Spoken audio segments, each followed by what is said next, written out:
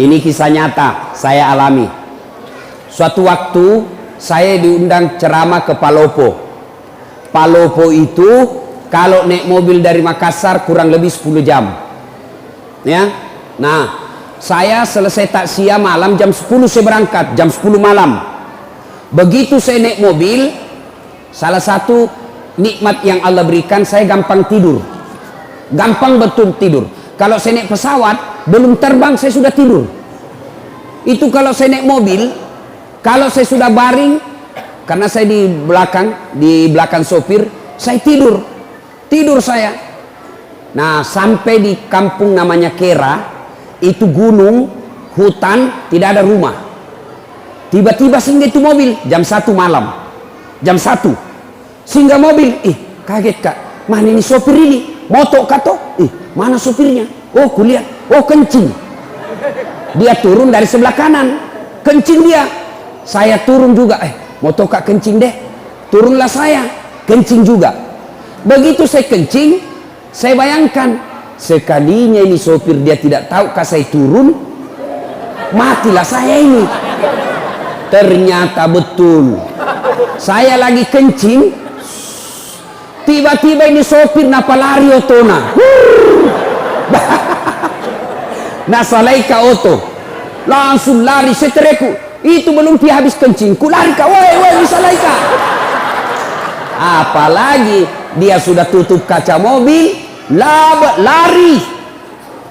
Jam 1 malam. Saya telepon, tidak ada HP.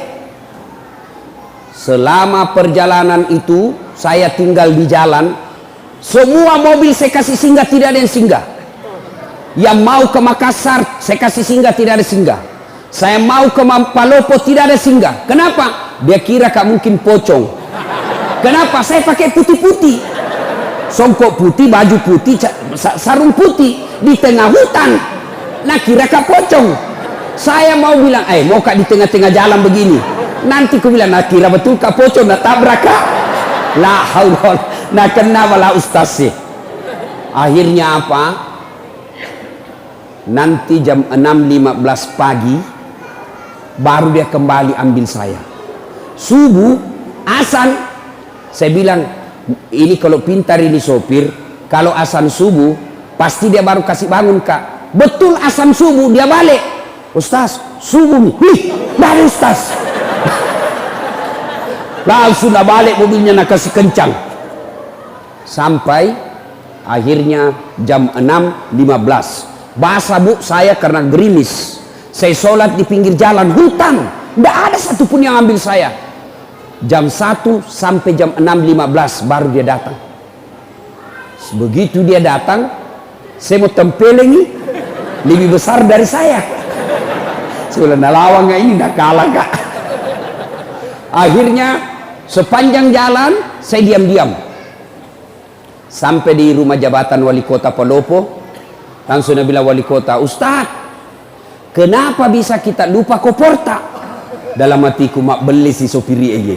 Bohong lagi nih sopir. Ternyata nak lapor sama wali kota, dia kembali karena lupa kopornya Ustaz. Saya bilang bukan kopor nak lupa, saya nak lupa itu sopir kak. Akhirnya apa? Sudah pas saya mau pulang, datang lagi tuh sopir, itu lagi sopir mau antar kak pulang. Saya bilang sama wali kota, Pak Wali, saya sudah maafkan ini sopir tak, tapi jangan lagi diantar kak, jengkel saya kalau lihat mukanya. Akhirnya nak bilang Pak Wali, ya Ustadz, nanti kita ganti sopir baru. Apa hikmahnya? Setelah saya ceritakan, nah tambah honorku. Nah bilang ini Ustaz, uan duka cita. Ini kisah nyata, fakta. Lalu apa kaitannya acara ini? Apa hubungannya dengan acara? Beginilah kita kalau sudah masuk di kubur. Ya? Almarhum sudah lebih 1 tahun meninggal.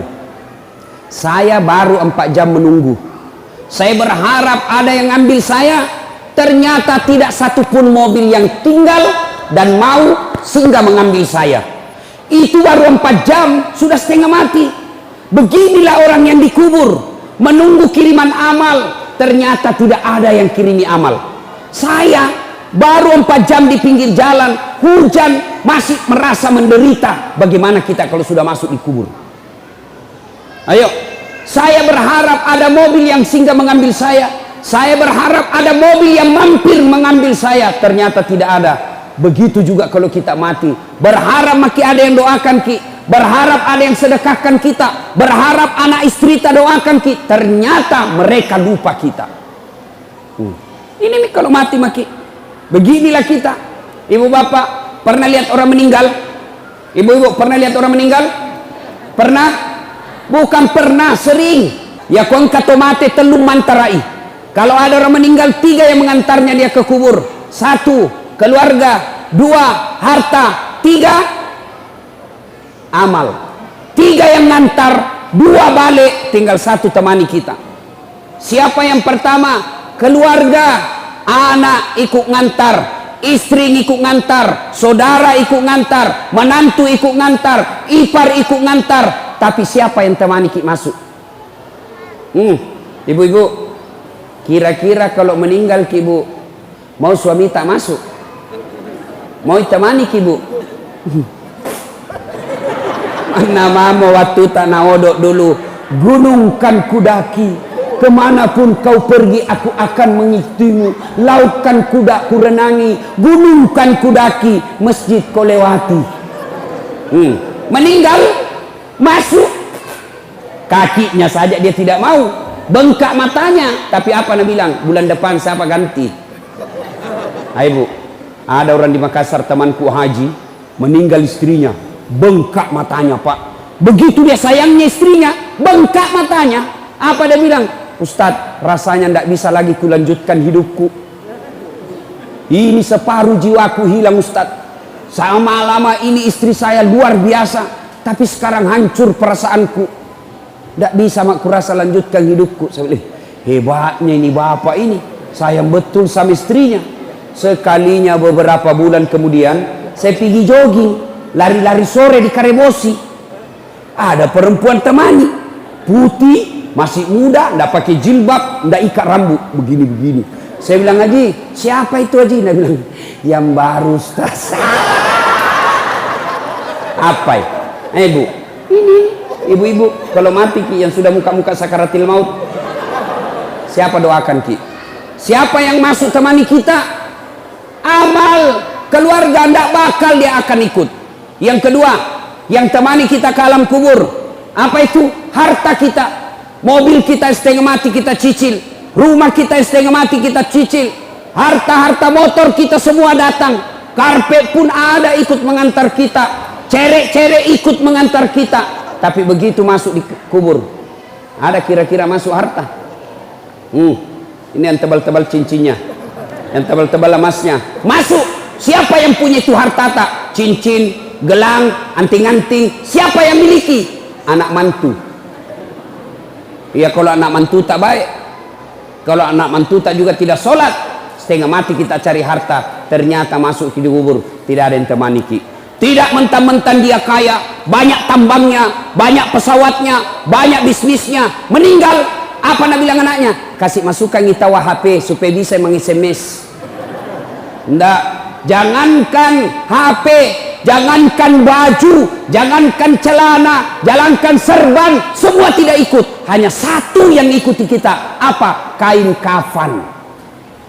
Itu saja, kain kafan, bukan kain sutra. Mentang-mentang dia kaya dikasih kain sebanyak-banyaknya, tidak. Mentang-mentang dia kaya dikasih televisi masuk, tidak. Semua hartamu dia meributkan anak-anakmu. Yang ketiga, yang ikut mengantar kita, apa? Apa yang mengantar kita yang ketiga? Amal. Inilah yang setia. Amal kebaikan maupun amal kejahatan kita akan ikut setia sampai ke dalam kubur. Ibu bapak saudara-saudara sekalian, kalau orang sudah masuk di kubur, tidak ada harapan pak, tidak ada lagi. Kalau ibu dari Sulawesi Selatan, dari Pangkep, dari Sidrap, dari Pindrang, dari Mamuju, dari Majene, datang merantau ke Kota Baru, datang merantau ke Batu Licin, datang merantau ke Pagatan. Ternyata sampai di Tanah Bumbu menderita, sampai di Tanah Bumbu susah cari uang, sampai di Tanah Bumbu menderita hidupnya, masih bisa kembali kampung, masih bisa kita kembali. Tapi demi Allah, kalau kita sudah masuk kubur, kau senang atau tidak, tinggal kau di situ. Coba, Bapak Ibu pernah bayangkan, pernah rasakan mati lampu? Pernah rasakan mati lampu? Sering. Coba lihat, bayangkan kalau mati lampu. Bagaimana kalau mati lampu di rumah, tiba-tiba ada ular masuk di rumah tak? Ibu-ibu, bayangkan kalau lagi mati lampu, tiba-tiba ada ular masuk di rumah ibu. Menderita, ula, turun iki, ula balu. Padahal itu rumah masih lebar. Dia masuk dari pintu itu, kita bisa keluar dari pintu sana. Rumah masih lebar, lampunya masih bisa dinyalakan. Mati lampu, masih bisa kita pakai lampunya HP tak? Masih bisa kita teriak, tolong kasih, tolong tetangga ada ular. Masih bisa kita cari batu cobek, lempar itu ular. Tapi nanti kalau masuk di kubur, mati lampunya bukan 1 hari, ditindis batu, ditindis tanah. Lebarnya hanya setengah meter 30 cm, panjangnya 1,5 meter, ditindis batu. Pada saat itu tidak ada lagi temani kita kecuali amal. Maka saya heran kalau ada orang sudah tua masih juga tidak baik akhlaknya, masih juga tidak memperbanyak amal, mari ngerak kombo. Saya heran orang taksia belum juga baik agamanya, datang acara haul, datang acara keagamaan, pulang masih tidak baik agamanya, maka itu orang sudah mati hatinya.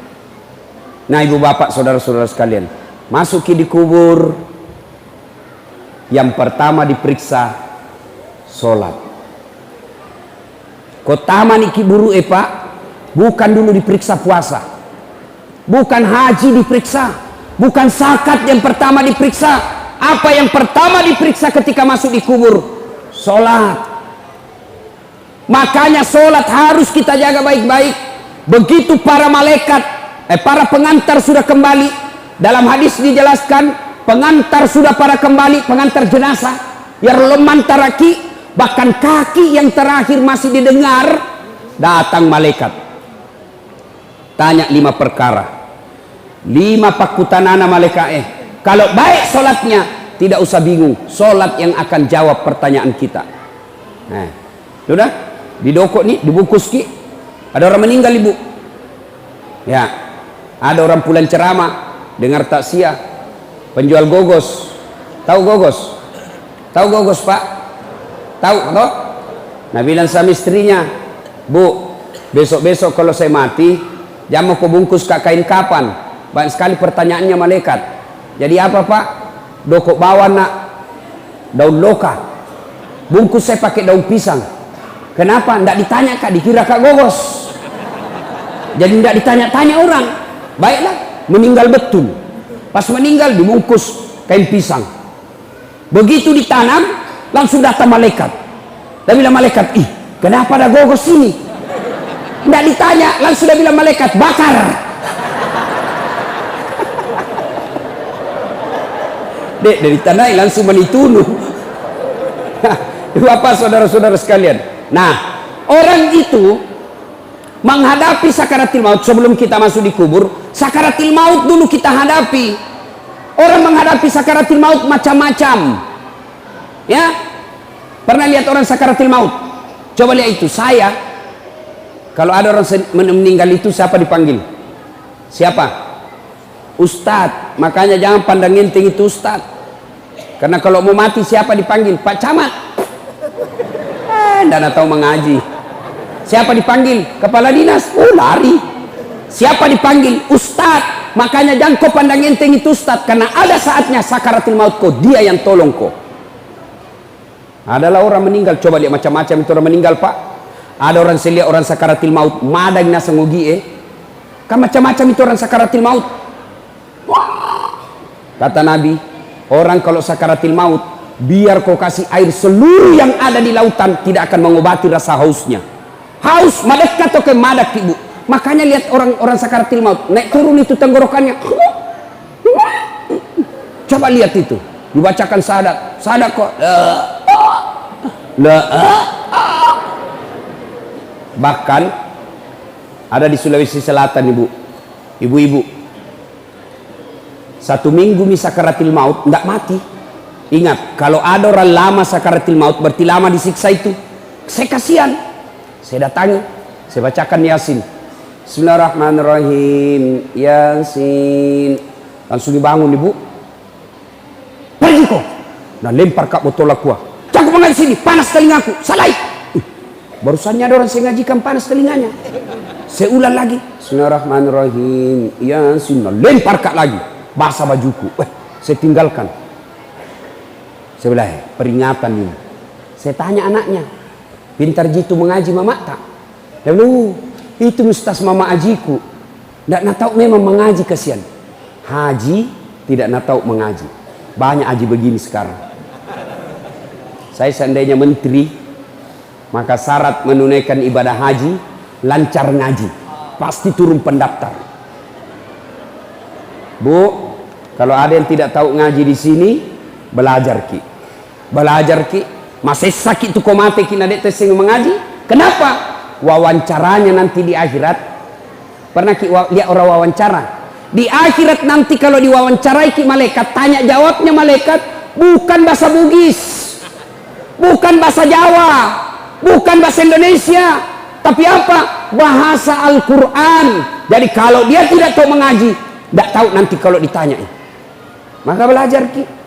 Matuan ini ustaz, masa masuk kita TKTPA? Jangan maki masuk TKTPA. Masa mau ki dilantik? Bagaimana caranya ustaz? Panggil raja masjid di rumah tak, suruh ajar ki. Majelis taklim yang kita itu mestinya 1 kali sepekan ajar ngaji. Bukan cuma dengar ceramah, ajar ngaji. Kalau ibu meninggal tidak tahu ngaji, masih sakit itu masih sakit, ajak lalu. Jangan lalu ki bilang wita topi na witai, wita totu. Belajar ki mengaji, wita tu wita. Nah, ibu bapak saudara-saudara sekalian, maka seluruh pengantar balik, maka datanglah malaikat. Bertanyalah ini malaikat, Marabuka, siapa Tuhanmu? Kalau baik solatnya, solat akan berkata, mundur kau. Dasat, mundur. Selama kau hidup kau pelihara solatmu, sekarang saya pelihara kamu, saya yang jaga kamu. Marabuka, siapa Tuhanmu? Solat kita menjawab, Allahu Akbar. Mungkar geling kepala, itawa jagonya barusan kuda apa ini. Ditanya lagi, man nabiuka, siapa nabimu? Asyhadu Allah ilaha illallah wa asyhadu anna Muhammadar Rasulullah. Malaikat bilang, ih tambah jago, orang tanah bumbu ini. Itu kalau baik solatnya. Akhirnya mungkar, Nabi bilang, kir kir kir, nakir, kau maju nakir. Nabi bilang mungkar nakir, sedangkan kau mundur, apalagi saya wakil ji. Mungkar nakir. Nabi bilang, kalau begitu kita naik melapor. Naiklah melapor di aras Allah. Ya Allah, ada hambamu, saya tanya, Marabbuka. Dia jawab, Allahu Akbar. Allah berfirman, oh bukan dia yang jawab, tapi solatnya. Karena dia baik solatnya, tidurkan dia seperti nikmatnya tidur pengantin baru. Masih ingat waktu pengantin baru, Bu? Enak nih itu pengantin baru. Sampai saya selalu mau ulang, tapi tidak kada wani. Coba itu kalau baik solatnya. Kalau tidak beres solatnya, kembali pengantar, datanglah dia, datang malaikat, ditanya, Marabuka, siapa Tuhanmu? Langsung kaget. Tunggu dulu, orang baru datang. Malaikat yang mau nagiaki. Ditanya, Marabuka, siapa Tuhanmu? Kaget lagi. Langsung dia jawab, ketuhanan yang Maha Esa. Langsung disemes. Nah, jadi bubu, syarat pertama kalau mau ki selamat menghadapi sakaratil maut itu, perbaiki solat. Kemudian ketika sakaratil maut sudah tiba saatnya kita masuk di kubur, pertama diperiksa solat. Maka setiap saya solat ceramah ibu, solat anak ini yang selalu saya ulang-ulang. Biar baik puasa tak, bangun ki masjid mewah seperti ini, Tapi kalau tidak sholat, tidak ada gunanya.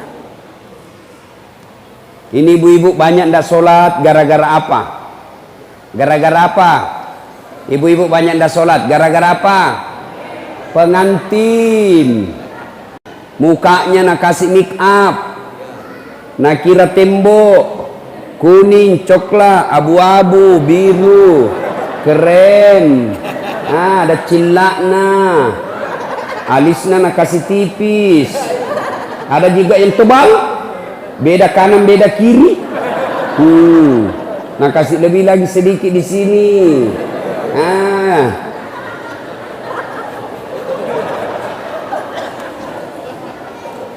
Apalagi banyak ibu-ibu ndak sholat, gara-gara apa? Jilbab. Jangan kita lihat-lihat ibu di listnya teman-teman. Ayo, gara-gara apa? Jilbab. Jilbab sakaratil maut. Tak 3 lapis. Nak kiring-kiring. Biru coklat, nak kasih mirip-mirip lagi sedikit. Tiba waktu sholat, Nabi bilang suaminya, piko sembayang. Nabi bilang, tidak sadar kok pak? Sadar mah ini kusuruh kopi sholat. Piko sholat. Nabi bilang, tidak kau lihat ini jilbabku 1 jam dipakai. Gara-gara jilbab tidak sholat. Ibu-ibu, jangan anggap enteng itu sholat. Aja tercule-cule sampajangnya pak. Demi Allah, akan menderita orang yang tidak sholat. Bahkan Imam Syafi'i dalam kitabnya dia jelaskan, kalau ada orang tidak sholat, dia mati, jangan kau sholati. Kau seleng inasan alena, tapi dia nama sampajang. Imam Syafi'i bilang, jangan kau sholati kalau dia mati. Bahayanya itu orang tidak sholat. Nah kita kadang-kala pergi haji, tiap tahun pergi umroh, Ramadan puasanya lengkap, dia bersedekah, tapi tidak sholat. Tidak ada gunanya semua itu.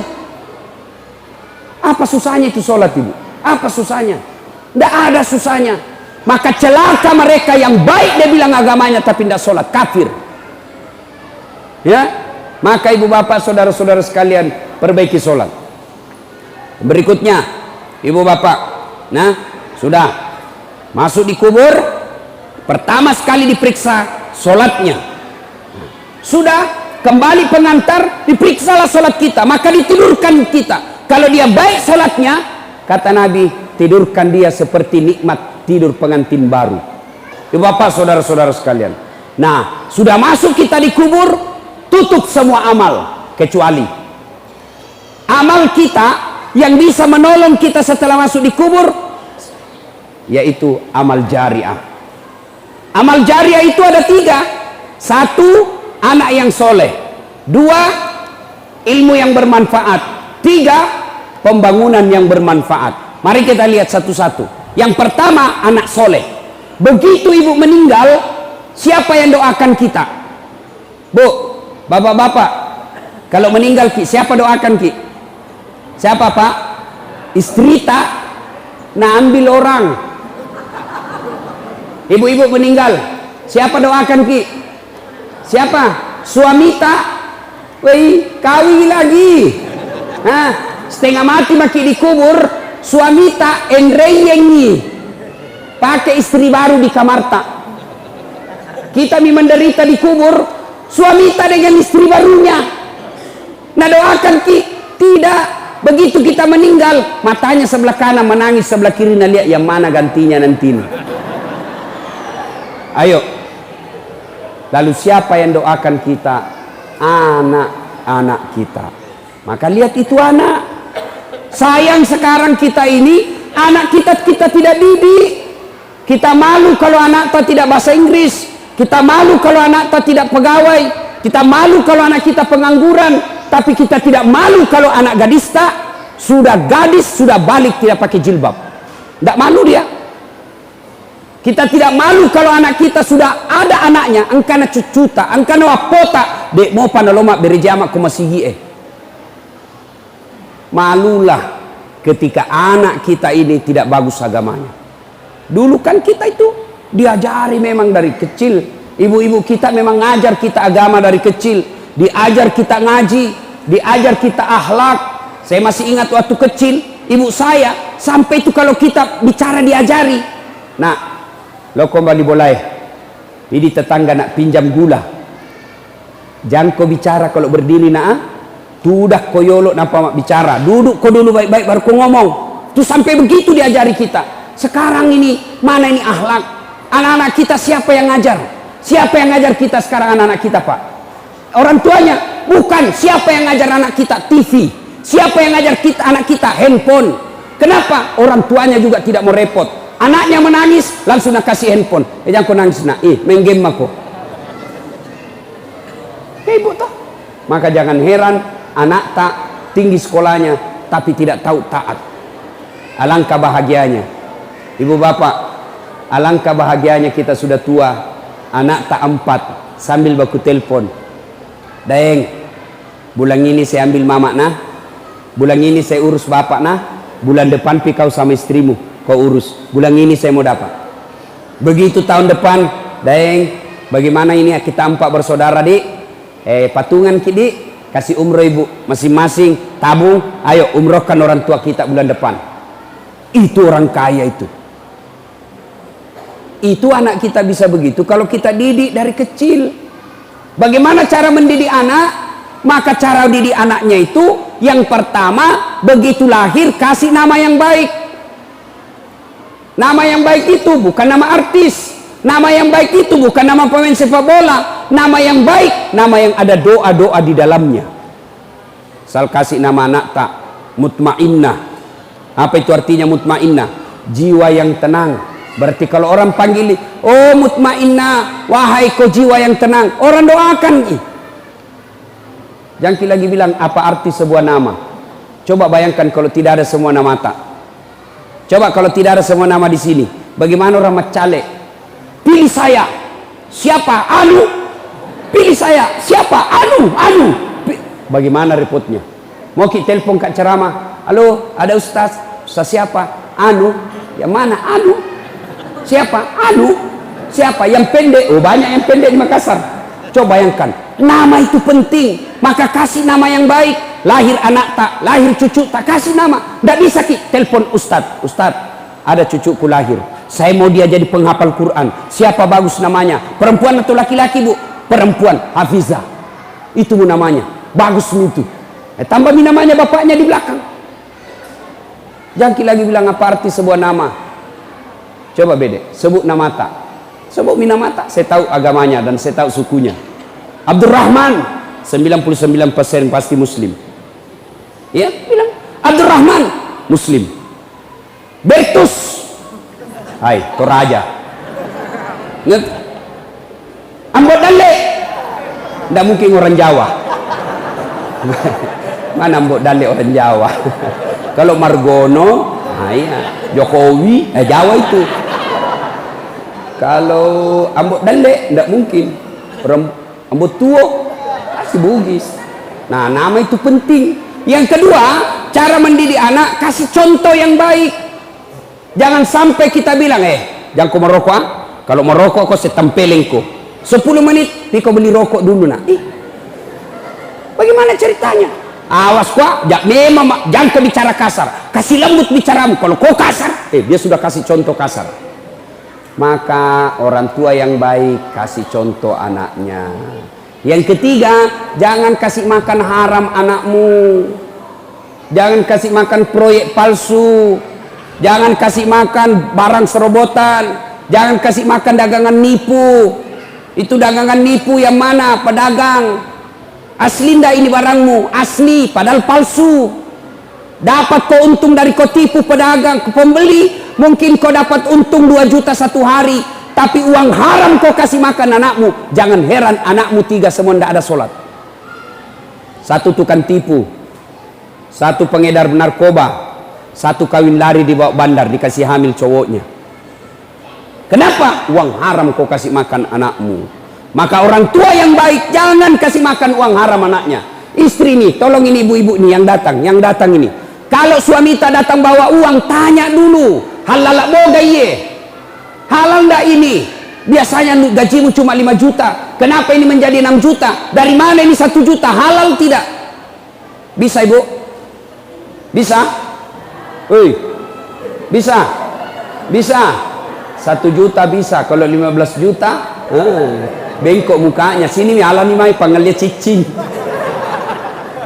Mestinya istri yang baik begitu. Jangan kasih makan uang haram anaknya. Yang berikutnya lagi, supaya anak kita baik, doakan. Doa. Maka ibu-ibu seharusnya lebih rajin doakan anaknya. Doa itu tidak harus ibu lagi sholat. Memang lebih utama selesai sholat. Tapi boleh ibu doakan sambil duduk-duduk. Tidak ada kegiatan. Doakan anakmu ketika dia pergi sekolah. Ya Allah, lindungi anakku. Berdoa tidak harus pakai bahasa Arab. Wat dimatoki bahasa Ogi. Allah tahu. Daripada ibu bahasa Arab tidak tahu artinya, bingungi nanti malaikat. Nah bilang malaikat apa maksudnya ini ibu ini? Nah mau doakan anaknya anak soleh, nah minta hujan, nah doa dah baca. Kan bingung malaikat. Maka tidak harus ki bahasa Arab. Mak bahasa Ogi nih. Puang, katu kasih si kaju-kaju anakku. Masa depan anak saya ya Allah. Saya tidak tahu mendidiknya, tapi Engkau maha mendidik ya Allah. Pelihara anakku ya Allah. Ya Allah lindungi anakku ya Allah. Jangan kau biar mak bahasa Ogi nih. Boleh. Hati-hati ketika ibu-ibu sumpah. Hati-hati ketika marah. Kadang-kala ibu-ibu kalau marah kan keluar itu kalimat-kalimat sumpah. Kurang ngajar, nalapo lalu ke beca. Nah tak berat betul beca. Maka kalau sumpah untuk anak, jangan sumpah yang jelek, sumpah yang baik-baik. Kurang ngajar, jadi lalu ke ustadz seperti Dasat Latif. Boleh begitu. Jangan sumpah yang jelek-jelek. Nah ibu bapak saudara-saudara sekalian, begitu masuk di kubur, yang pertama yang bisa menyelamatkan kita anak kita. Maka bapak-bapak yang masih hidup, yang sudah wafat orang tuanya, doakan orang tua tak. Itu orang tua sekarang dia sudah tidak harapkan lagi dibangunkan rumah, enggak nih. Tapi yang diharapkan paling tidak kiriman-kiriman doa. Bagaimana cara kirimkan doa? Tidak harus ustadz haul seperti ini. Tidak harus ustadz yang doakan orang tua tak. Doa sebaik-baik doa untuk orang tua dari anaknya. Maka tidak harus kita, kan orang tua dulu apalagi orang Bugis, mak baca doang. Nanti dia mau baca doa orang tuanya kalau potong sapi, potong ayam, potong bebek. Jadi kalau tidak ada uang tak potong sapi, ndak kita doakan orang tua tak. Ndak ada hubungannya itu satu baki. Kan biasa kita ini orang Bugis salah-salah. Nah panggil maki baca doa. Ada sokok, ada ketan, ada gula, ada telur, ada ayam, ada pisang, pisang goreng. Nah dorong itu. Tabe guru, kiringan ini neku. Nak suka sekali dulu waktu hidup pisang goreng. Ku bilang, berarti belum mati nenekmu. Mati nih ustaz, kenapa mau kau kirim pisang goreng? Itu kan biasa kita. Tabe. Napo jilak dek kasih tunu manu tidak ada. Maka baca doa itu bu untuk orang meninggal tak tidak ada hubungannya sama satu baki yang ada seperti ini. Tidak ada hubungannya. Lalu untuk apa ini satu baki kalau kita mak baca-baca? Untuk apa? Tawana ustaz saya kupure mak baca. Maka saya kalau disuruh baca tidak maukah itu kalau ada satu baki? Ada, jangan di depan kalau ada. Saya jelaskan ini bukan untuk orang meninggal tapi untuk saya. Jangan di depanku, kasih di belakang. Kenapa? Karena kalau dia di depan saya, mulutku baca doa, pikiranku yang mana dulu ku makan. Iya toh? Mana dulu saya makan, telur kah dulu, pahala dulu. Maka di belakang saja, tidak ada. Ini sebagian orang-orang tua kita yang dulu-dulu. Nanti dia mau baca doa kalau dia potong ayam. Tidak. Lagi duduk-duduk di teras. Lagi duduk-duduk. Tiba-tiba ada orang lewat. Bajunya seperti bajunya almarhum orang tua kita. Kita ingat bapak tak? Miripnya bajunya bapakku. Langsung kirimkan Fatihah. Bagaimana caranya? Boleh pakai bahasa Arab. Ila hadratin Nabi Mustafa Muhammad sallallahu alaihi wasallam summa hususil ruhil almarhum bapak siapa namanya? Abdul Latif bin Sof Al-Fatihah. Itu bahasa Arabnya. Kalau mau ke bahasa Indonesianya, saya niatkan kirimkan Fatihah. Rasulullah Muhammad sallallahu alaihi wasallam, saya ikutkan ruh almarhum bapak saya Abdul Latif bin Siapo Al-Fatihah. Boleh juga bahasa Bugis. Wakate mas kiringin surat Fatihah Nabi tak Muhammad sallallahu alaihi wasallam upacio iya ambokku Al-Fatihah. Bayangkan suatu kali Nabi bersama sahabat menuju satu tempat, melewati pemakaman kubur. Begitu Nabi lewat pemakaman, Nabi bersabda, cepatkan langkahmu, maperi-periko. Dilangkahkan kaki dengan cepat. Sampai Nabi di tujuan. Balik lagi. Sahabat ketika lewat di pemakaman, kasih langkah caplak kakinya. Nabi bilang, tidak usah kau buru-buru, santai saja. Santai. Sahabat bertanya, ya Rasul, waktu pergi disuruh buru-buru, pulang tidak lagi. Ada apa ya Rasul? Nabi bilang, andai kau dikasih telinga seperti telingaku, kau dengar betapa disiksa orang tadi ini. Waktu pergi, disiksa ini orang di kuburnya. Tidak tahan saya dengar dia disiksa. Dekna lembut nyawaku, tidak betah saya dengar. Maka saya mau cepat jauh supaya saya tidak dengar. Waktu pulang tidak lagi disiksa. Kenapa? Saya dapat berita dari Jibril. Allah perintahkan malaikat yang menyiksa di kubur, hentikan siksaanmu. Tidak mungkin kusiksa bapaknya sementara anaknya di dunia lagi belajar mengaji membaca basmalah. Napai bismillah na baca anaknya, Allah perintahkan malaikat, hentikan kau siksa itu orang tua, anaknya lagi baca Al-Fatihah.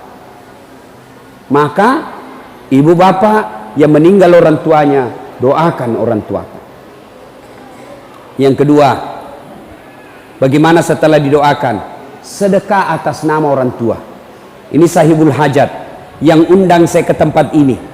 Ini pahalanya akan sampai ke orang tuanya. Berapa sedekahnya kita makanan? Ya, yang dos-dos itu. Meskipun ada juga ambil tak 2 dos. Sudah dikasih 1, Nabi bilang belum pi. Ibu-ibu Columbus, kelompok ibu-ibu pembungkus. Kurang ya lesik di malamopi. Itu sedekah. Bayangkan bapak ibu, misalnya yang undang saya, dia kasih saya duit 10.000, lalu itu 10.000 saya makan bakso, lalu bakso itu menjadi darah daging saya. Selama darah daging saya itu saya pakai sujud beribadah kepada Allah, maka selama itu yang kasih saya 10.000 itu dapat pahala dari saya, meskipun tidak dikurangi pahalaku.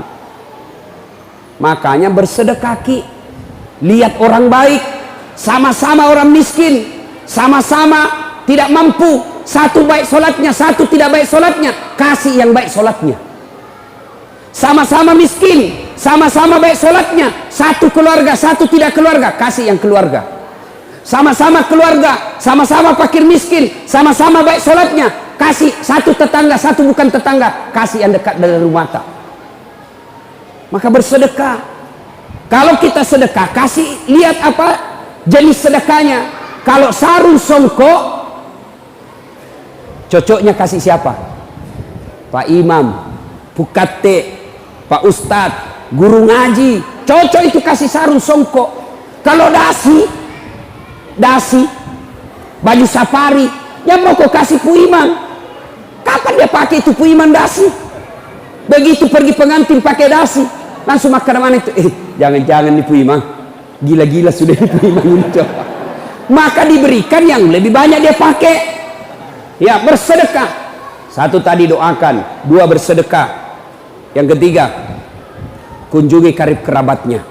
Maka orang yang punya almarhum ini salah satu cara berbuat baik kepada orang tua. Almarhum bersyukur punya anak seperti ini, bikin acara pengajian. Bayangkan, kalau saya selesai ceramah ini, lalu ibu amalkan apa yang saya sampaikan. Misalnya sejak pulang ini, tadinya masih malas sholat, tadinya sholatnya masih putus-putus, pulang dengar ceramah, sholat selama-lamanya, maka selama itu orang yang sholat mengirimkan pahala kepada yang punya acara, termasuk kepada saya, karena ilmu yang saya berikan. Tidak dia kurangi pahalaku, tidak ada kurang yang punya acara, sama-sama dapat pahala. Maka ibu, kalau ada orang meninggal nih orang tua tak, maka bersedekah atas nama orang tua. Tidak sampai Ustaz. Kalau ada orang bilang tidak sampai, mau bukti? Mau bukti bahwa sedekah untuk orang meninggal sampai? Mau ki bukti Pak? Mau? Ibu-ibu mau? Mati maki, saya kirimi ki. Nah ini sudah mau idul kurban. Mau idul kurban. Kalau anak yang mau baik bakti sama orang tuanya, tak karobangi tomat-tomat kurban untuk orang tua. Itu cara berbuat baik kepada orang tua. Nah ibu bapak saudara-saudara sekalian, yang berikutnya, nah sudah. Yang bisa menyelamatkan, mengirimkan pahala tadi anak soleh. Yang kedua amal sedekah jariah. Yang ketiga ilmu yang bermanfaat. Nah ini pulang kita dengar ceramah, Misal dapat ceramahnya Ustaz Dasat di WhatsApp, kirim ke orang lain, kirim. Dapat tulisan-tulisan agama, ilmu-ilmu agama, kirim ke teman. Dia mau amalkan atau tidak, kirim saja.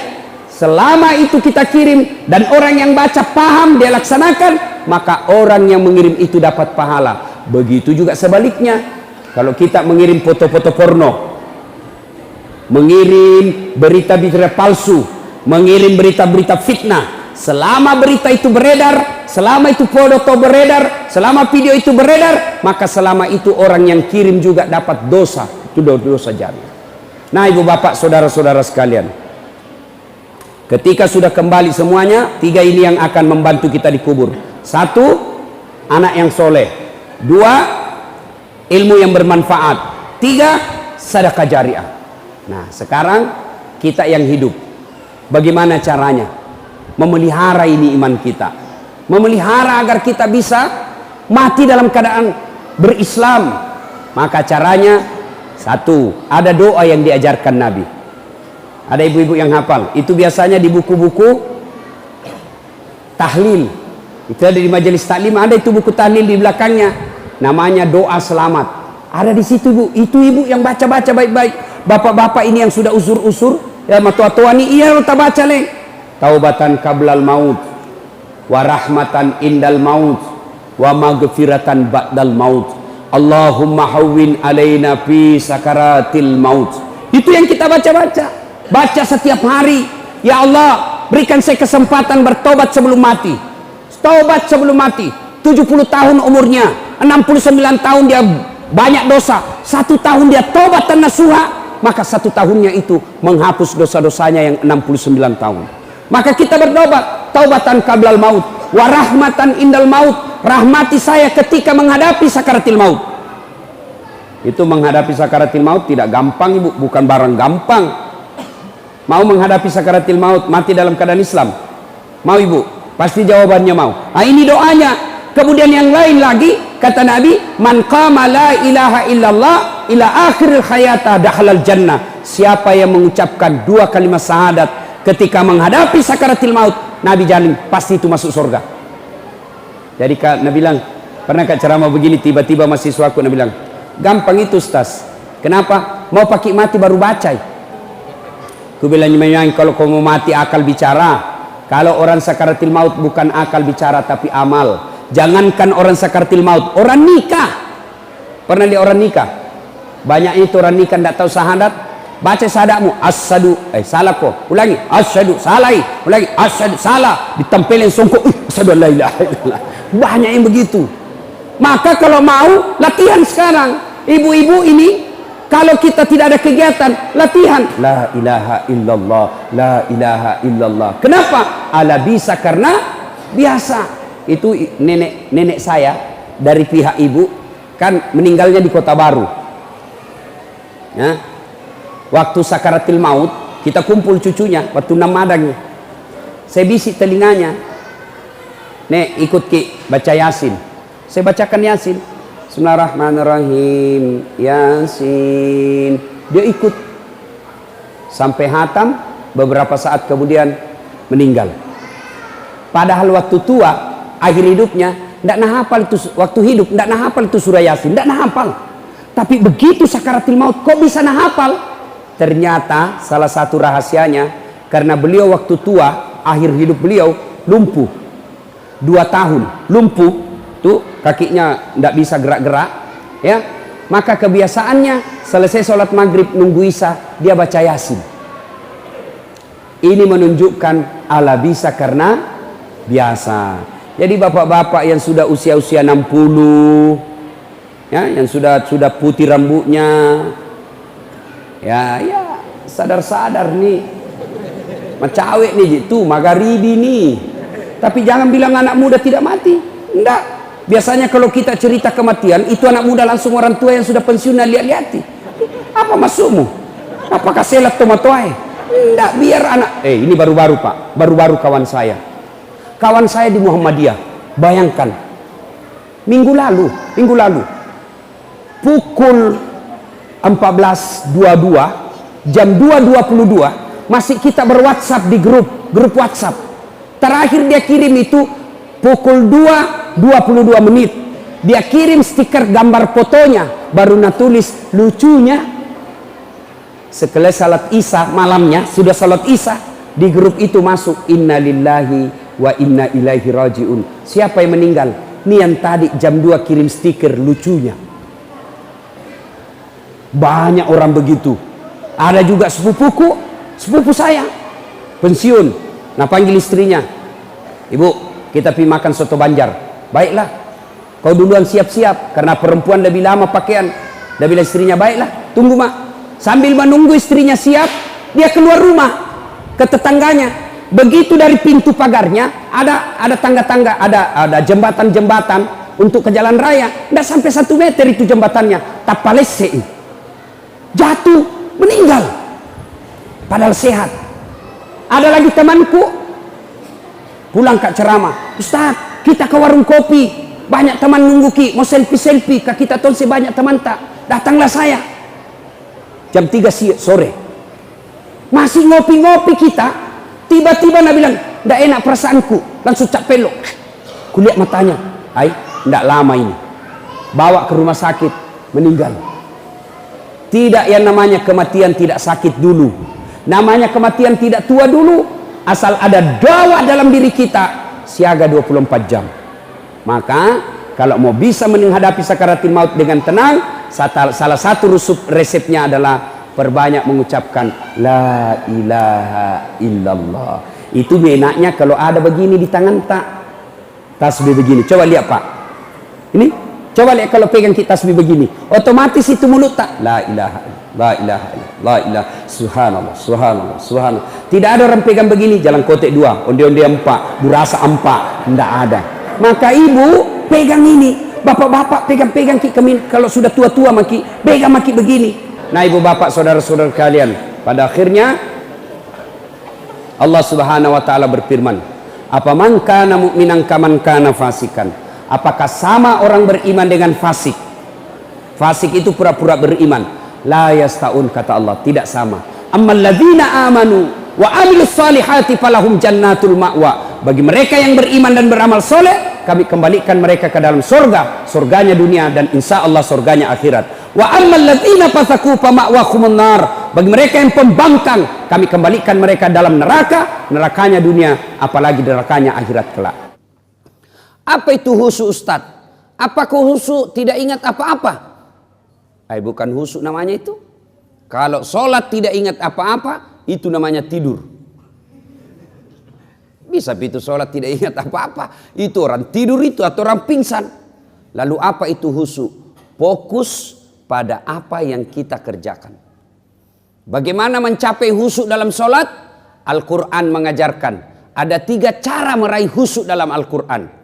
1, sempurnakan wudhumu. Ini dulu, kalau bapak mau husu dalam sholatnya, maka langkah pertama sempurnakan wudhumu. Nah, bukan dikatakan perbaiki, tapi sempurnakan. Berarti ada orang wudhunya sah, tapi tidak sempurna. Pada saat mana wudhu kita tidak sempurna? 1, pada saat membasuh siku, tangan sampai ke siku. Quran mengajarkan membasuh caranya dari jari-jari ke siku. Coba itu buka Quran. Basuhlah dari jari-jari ke siku. Berarti begini prakteknya. Ya toh? Yang kita praktek dari siku ke jari. Bagaimana prakteknya? Buka keran. Berarti itu dari siku ke jari. Terutama kita yang sudah tua, yang sudah pensiun, sudah muka-maka sakaratil maut. Nah itu kalau kita basuh siku, lipat itu siku tak. Kenapa? Karena di belakang ada keriput. Ibu-ibu, coba bandingkan sikunya cucu ta dengan siku ta. Bandingkan nih. Sikunya yang anak SMA dengan yang sudah 80 tahun. Bandingkan.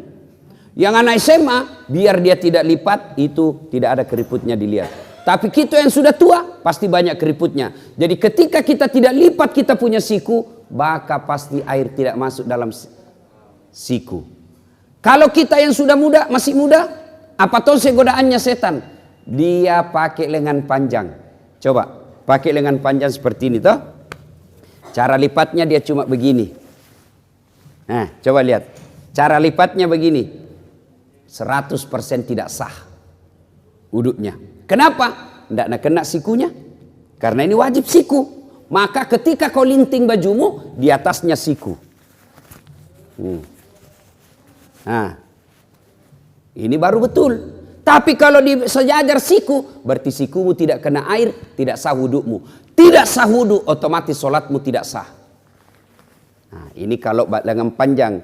Kalau perempuan yang banyak membuat tidak sah sholatnya, tanpa dia sadari akhirnya tidak sah sholatnya gara-gara wuduknya tidak sah. Apa? Lipstick, eyeshadow, dan lain-lain. Apakah namanya itu yang di pipi? Merah pipi. Kalau biru tahu? Biru pipi. Nah, lipstick. Bu, lipstiknya terlalu tebal. Akhirnya apa? Bibirnya tidak tersentuh air. Atau yang bedak-bedaknya di sini terlalu tebal, tidak tersentuh air. Maka ketika mau wudhu, maka ibu-ibu bersihkan dulu itu. Nah, ini yang menjadi masalah kalau dia pergi pesta. Karena bilang 300.000 nih salung. Akhirnya begini di wudhu. Iya. Nah, maka kalau mau khusyuk, yang pertama langkah sempurnakan wudhu. Yang kedua yang paling banyak kita lalaikan ketika wudhu apa? Membasuh kaki. Anak-anak ini biasa anak-anak SMA, anak SMP buru-buru. Apalagi kalau rakaat ketiga nih, habis nih. Lewat. Tenang kok saja, kau bisa masbuk. Bisa kok masbuk. Meskipun sudah rakaat keempat, at-tahiyyat itu imam, selama dia belum sholat, belum salam, berjamaah juga namanya itu. Dapat kau pahala 27. Jadi tidak usah kau buru-buru, tidak usah lari-lari. Pas kau lari, begitu sampai pasti kau tidak konsentrasi, poso. Nah, maka tidak usah lari. Tidak usah lari, santai saja. Kenapa? Selama imamnya tidak salam, belum salam, masih kau dapat pahala berjamaah. Jadi tidak usah makin buru-buru. Nah, apalagi yang membuat kita yang kaki wudhu berkaitan dengan wudhu kaki. Nah, ini kita biasa tidak sempurna wudhu. Bahkan bisa jadi tidak sah. Apa? Wudhu kakinya nak kasih begini ji. Itu kalau wudhu ada, coba baca rukun wudhu. Paling terakhir itu rukun wudhu tertib. Apa itu tertib? Mendahulukan yang dahulu, membelakangkan yang belakang. Artinya selesaikan dulu kananmu, baru pindah kiri. Nah, yang kita praktek kanan dulu, kiri lagi, kanan lagi, kiri lagi. Nah, itu orang Bugis bilang majabuta. Nah, selesaikan dulu kanan, selesaikan tuntaskan, baru pindah ke kiri. Tidak usah lagi pindah ke kanan. Karena kalau kanan kiri bukan tertib namanya itu. Ya, sudah itu kaki juga. Sempurnakan dulu kanannya, baru pindah ke kiri. Nah, ini yang banyak bisa setan masuk. Ada Nabi pernah katakan, pintu masuknya setan itu kuku. Bertanya sahabat, kok bisa? Karena di kuku kalau kau wudhu, kau buru-buru, pasti tidak masuk celah-celah air di kukumu. Boleh panjang kukumu, dengan catatan kamu harus lebih teliti dan lebih jeli ketika wudhu.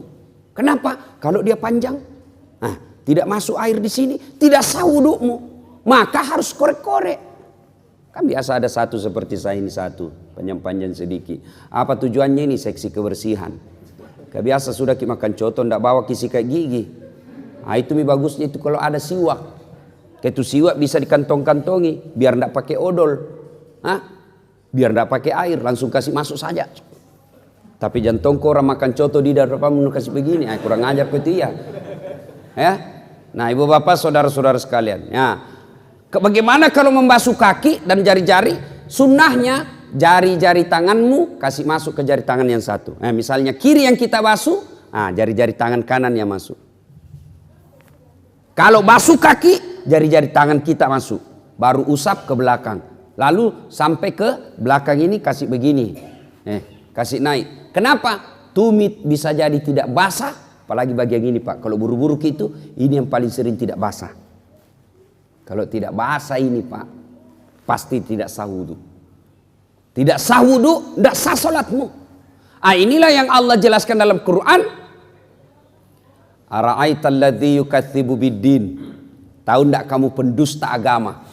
Menurut Profesor Dr. Quraish Shihab yang menafsirkan ayat ini, termasuk diantaranya pendusta agama itu sholatnya dusta. Siapa mereka? Mereka yang lalai dalam sholatnya. Kenapa lalai dalam sholatnya? Mulai dari wudhunya tidak sempurna.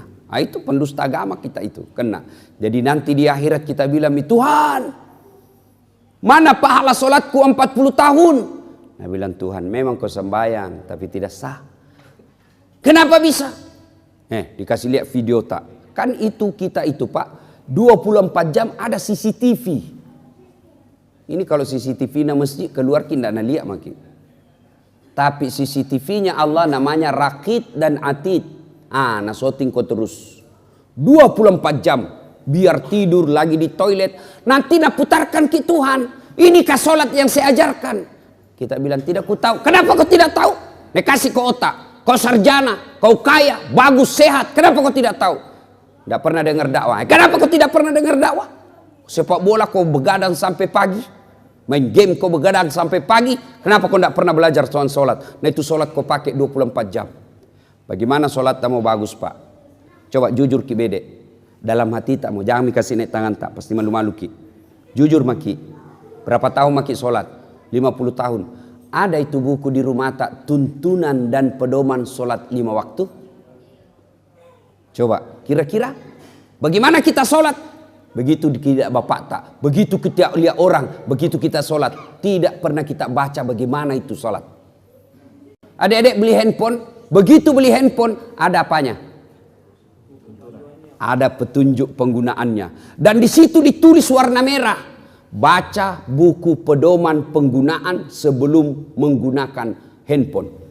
Coba. Itu ditunjuk itu. Ditulis merah. Baca dulu ini buku baru kau buka itu HP-mu. HP saja itu ada buku pedomannya. Apalagi kita sholat. Akhirnya jangan kau heran. 30 tahun kau sholat masih hobi kau makan uang haram. 30 tahun kau sholat masih suka kau bohong. 30 tahun kau sholat masih suka kau maksiat. Kenapa? Karena sholatmu belum seperti yang dihendaki Allah. Padahal Allah sudah jelaskan, inna sholata tanha anil fasya'i wal munkar. Ayat ini kita sudah hafal semua dari tak kecil. Sesungguhnya sholat itu mampu mencegah kalian dari perbuatan keji dan mungkar. Karena makanya jangan keheran. Kenapa itu rajin nama sembahyang deh? Tapi dede pak gosipna. Berarti bermasalah sholatnya. Kenapa itu rajinnya sholat? Dede sekit namamu. Berarti sholatnya bermasalah. Kenapa tidak? Coba kita lihat sholat kita Pak. Orang Bugis bilang mau pito-pito. Allah. Assalamualaikum. Olahraga bukan? Coba make. Orang saya tanya, kenapa? Karena cepat sekali kalau sholat gitu. Nggak sampai mami kulihat 5 menit sembahyang duhur. Apa nak bilang? Aku hafal mi ustaz. Sini kau dulu. Kalau kau bilang hafal begini mah kau saja. Allahu Akbar, Tuhan bacaannya sama di kemarin. Assalamualaikum warahmatullahi. Sudah mi, kan itu jadi hafal. Iya toh, tapi kan bukan itu. Sholat itu ada rukun-rukunnya, ada tertibnya, ada syarat sahnya. Yang itu harus kita lakukan. Kalau itu kita ikuti, maka insya Allah hidup kita akan baik. Oke Pak. Jadi kalau ada masalah, jangan makin cari kambing hitam. Itu saja kita tanya, bagaimana sholatku selama ini? Orang Pak kalau baik sholatnya, husuk sholatnya, tata cara pelaksanaannya baik dalam sholatnya, insya Allah dalam hidupnya juga akan baik. Allah sudah jelaskan, sholat mencegah kau dari perbuatan keji dan mungkar. Mulai saja dari rukun-rukunnya sholat, mulai dari saja syarat sahnya sholat. Apa syarat sahnya sholat? 1, bersih dari najis dan hadas. Aplikasikan dalam hidupmu, maka itu orang pasti bersih.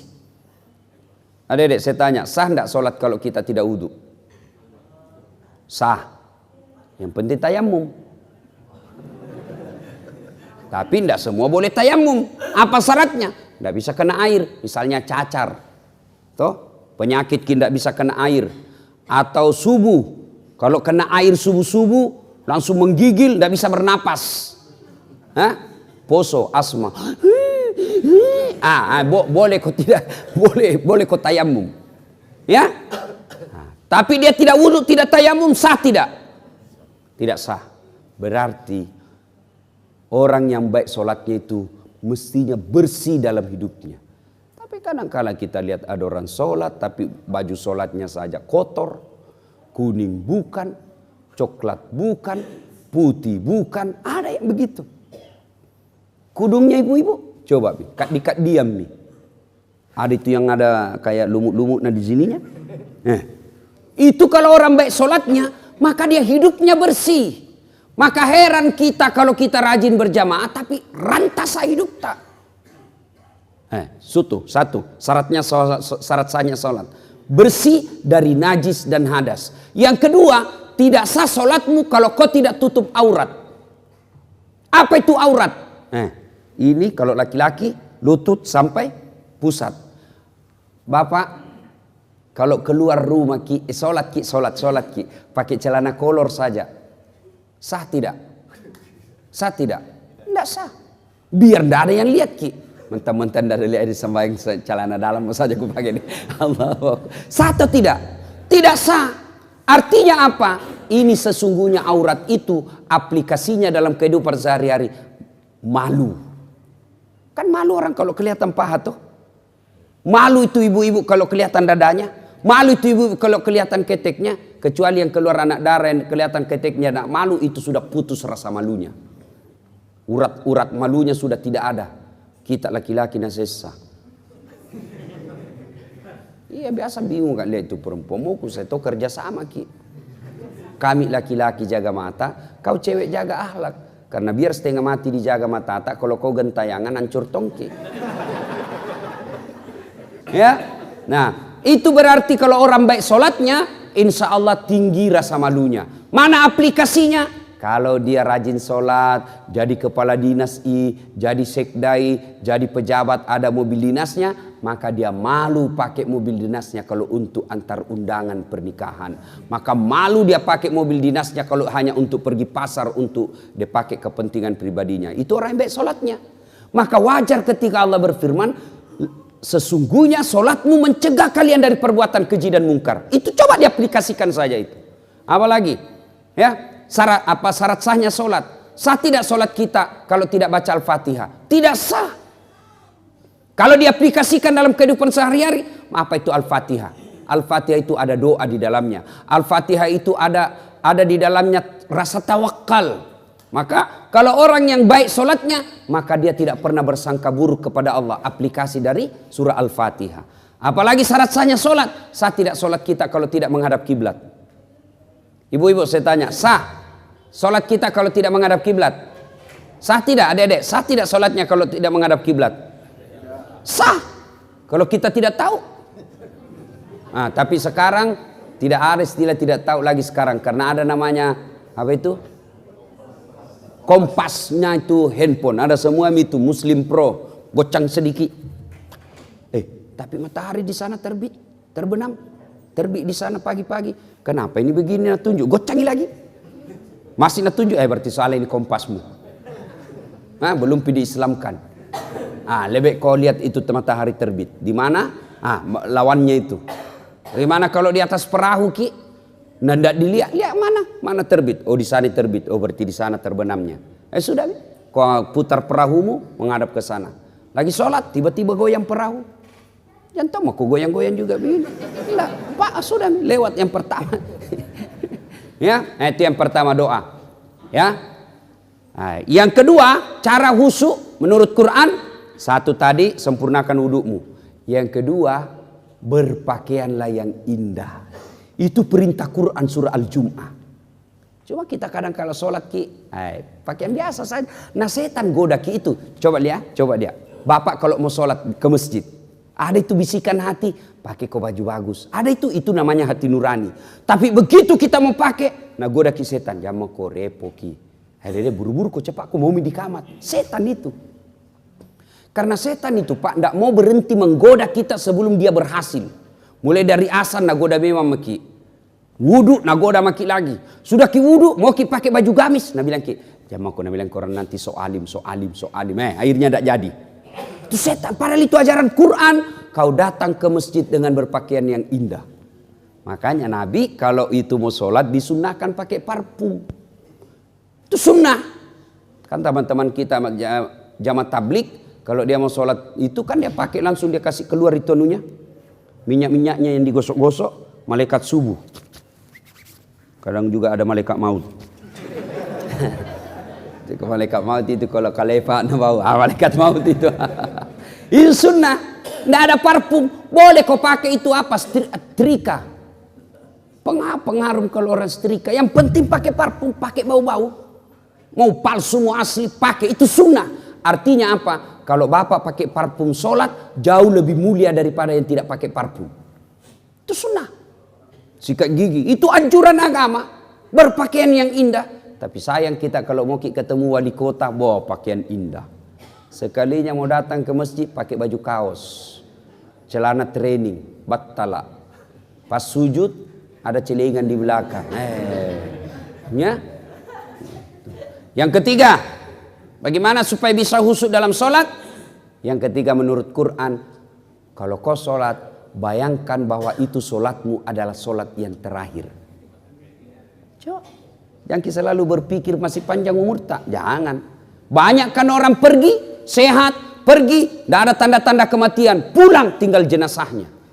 Keluarga saya di Surabaya, 2 minggu yang lalu, pergi sholat maghrib, masih masjid, sholat isya, masih sehat walafiat, segar bugar, pergi sholat isya, selesai sholat asar, pergi main badminton, bulu tangkis, tinggal jenazahnya pulang. Kenapa? Serangan jantung di lapangan.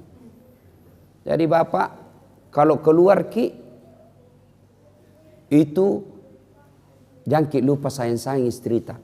Ibu kalau keluar suami tak, peluk baik-baik, cium tangannya. Siapa tahu itu adalah ciuman tanganmu yang terakhir. Tadi tahu. Makanya kalau pergi suami tak cari uang, ibu doakan selamat. Jangan suamimu pergi cari uang, kau pergi gosip. Baru 15 menit pergi suaminya, pergi Tommy dia tawaf di komplek. Nah kelilingi semua. Alasan jogging-jogging tapi cari informasi. Itu penyakitnya perempuan. Tuh. Mana ustaz na gosip tong. Nah lihat kata adik, dia bilang, itu bajuna waktu na di YouTube.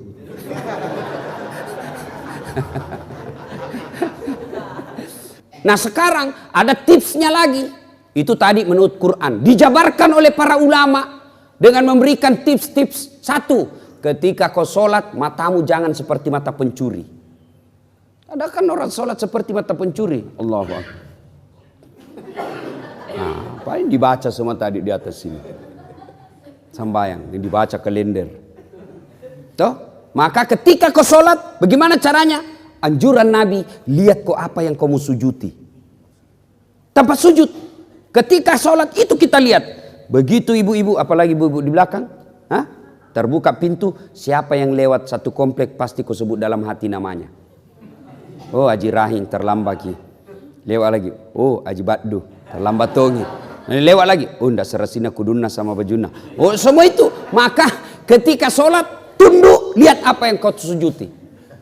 Sudah lakukan itu ternyata belum juga bisa susuk, serahkan kepada Allah. Apa? Itu bisa bagian ada pengurus masjid tidak mau pakai karpet. Kenapa? Karena karpet ada gambar-gambarnya. Nah lihat misalnya Masjidil Haram. Nah bayangkan lagi itu masjid. Pernah sudah.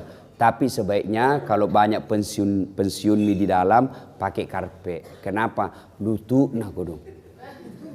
Dah kalau turungin lutut ketemu tegel pasti kalah lutut. Ya? Nah, maka dikasih yang empuk-empuk ya. Nah, itu mata jangan terlalu banyak gerak. Yang kedua, jangan berkeliaran. Yang kedua, cara prakteknya yang dulu. Ketika sholat jangan terlalu banyak gerak. Bapak saudara-saudara sekalian, berikutnya lagi. Ketika sholat, usahakan yang kita baca, kita paham. Jangan dulu terjemahkan per ayatnya. Pahami saja kesimpulannya itu ayat. Halo ibu-ibu, siapa yang menghafal Al-Fatihah dengan terjemahannya? 2 ji. Berapa tahun maki sembayang? Kita bedek bapak-bapak. Yang hafal Al-Fatihah dengan terjemahannya angkat tangan. Coba 4 ji. Padahal kita sudah sholat 20 tahun. Coba, itu saja bukti bagaimana kita mau bisa khusyuk dengan sholat.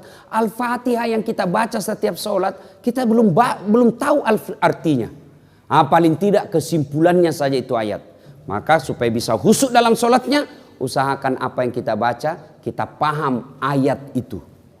Nah ini ya, maka ini doa yang pertama. Allahumma inni a'udzubika min qalbin la yahsha. Ya Allah, lindungilah saya dari hati yang tidak bisa khusyuk. Yang kedua, isi dalam doa ini, Allahumma inni a'udzubika min qalbin la yahsha wa min nafsin la tasba. Dari nafsu yang tidak pernah puas. Ini menyiksa manusia ini. Nafsu yang tidak pernah puas. Dunia diperbudak oleh dunia. Coba makin. Punya mobil, punya motor, mau mobil. Punya mobil, mau 2. Sudah 2, mau 3. Sudah punya 3, dia cari lagi yang harganya lebih mahal lagi. Itu perbudak dunia. Nafsu yang tidak pernah puas. Kalau orang punya nafsu yang tidak pernah puas, maka dia tidak akan pernah kaya. Dia akan merasa miskin terus. Kalau kau mau bahagia, urusan dunia, lihat kau ke bawah. Urusan akhirat, lihat kau ke atas. Apa aplikasinya?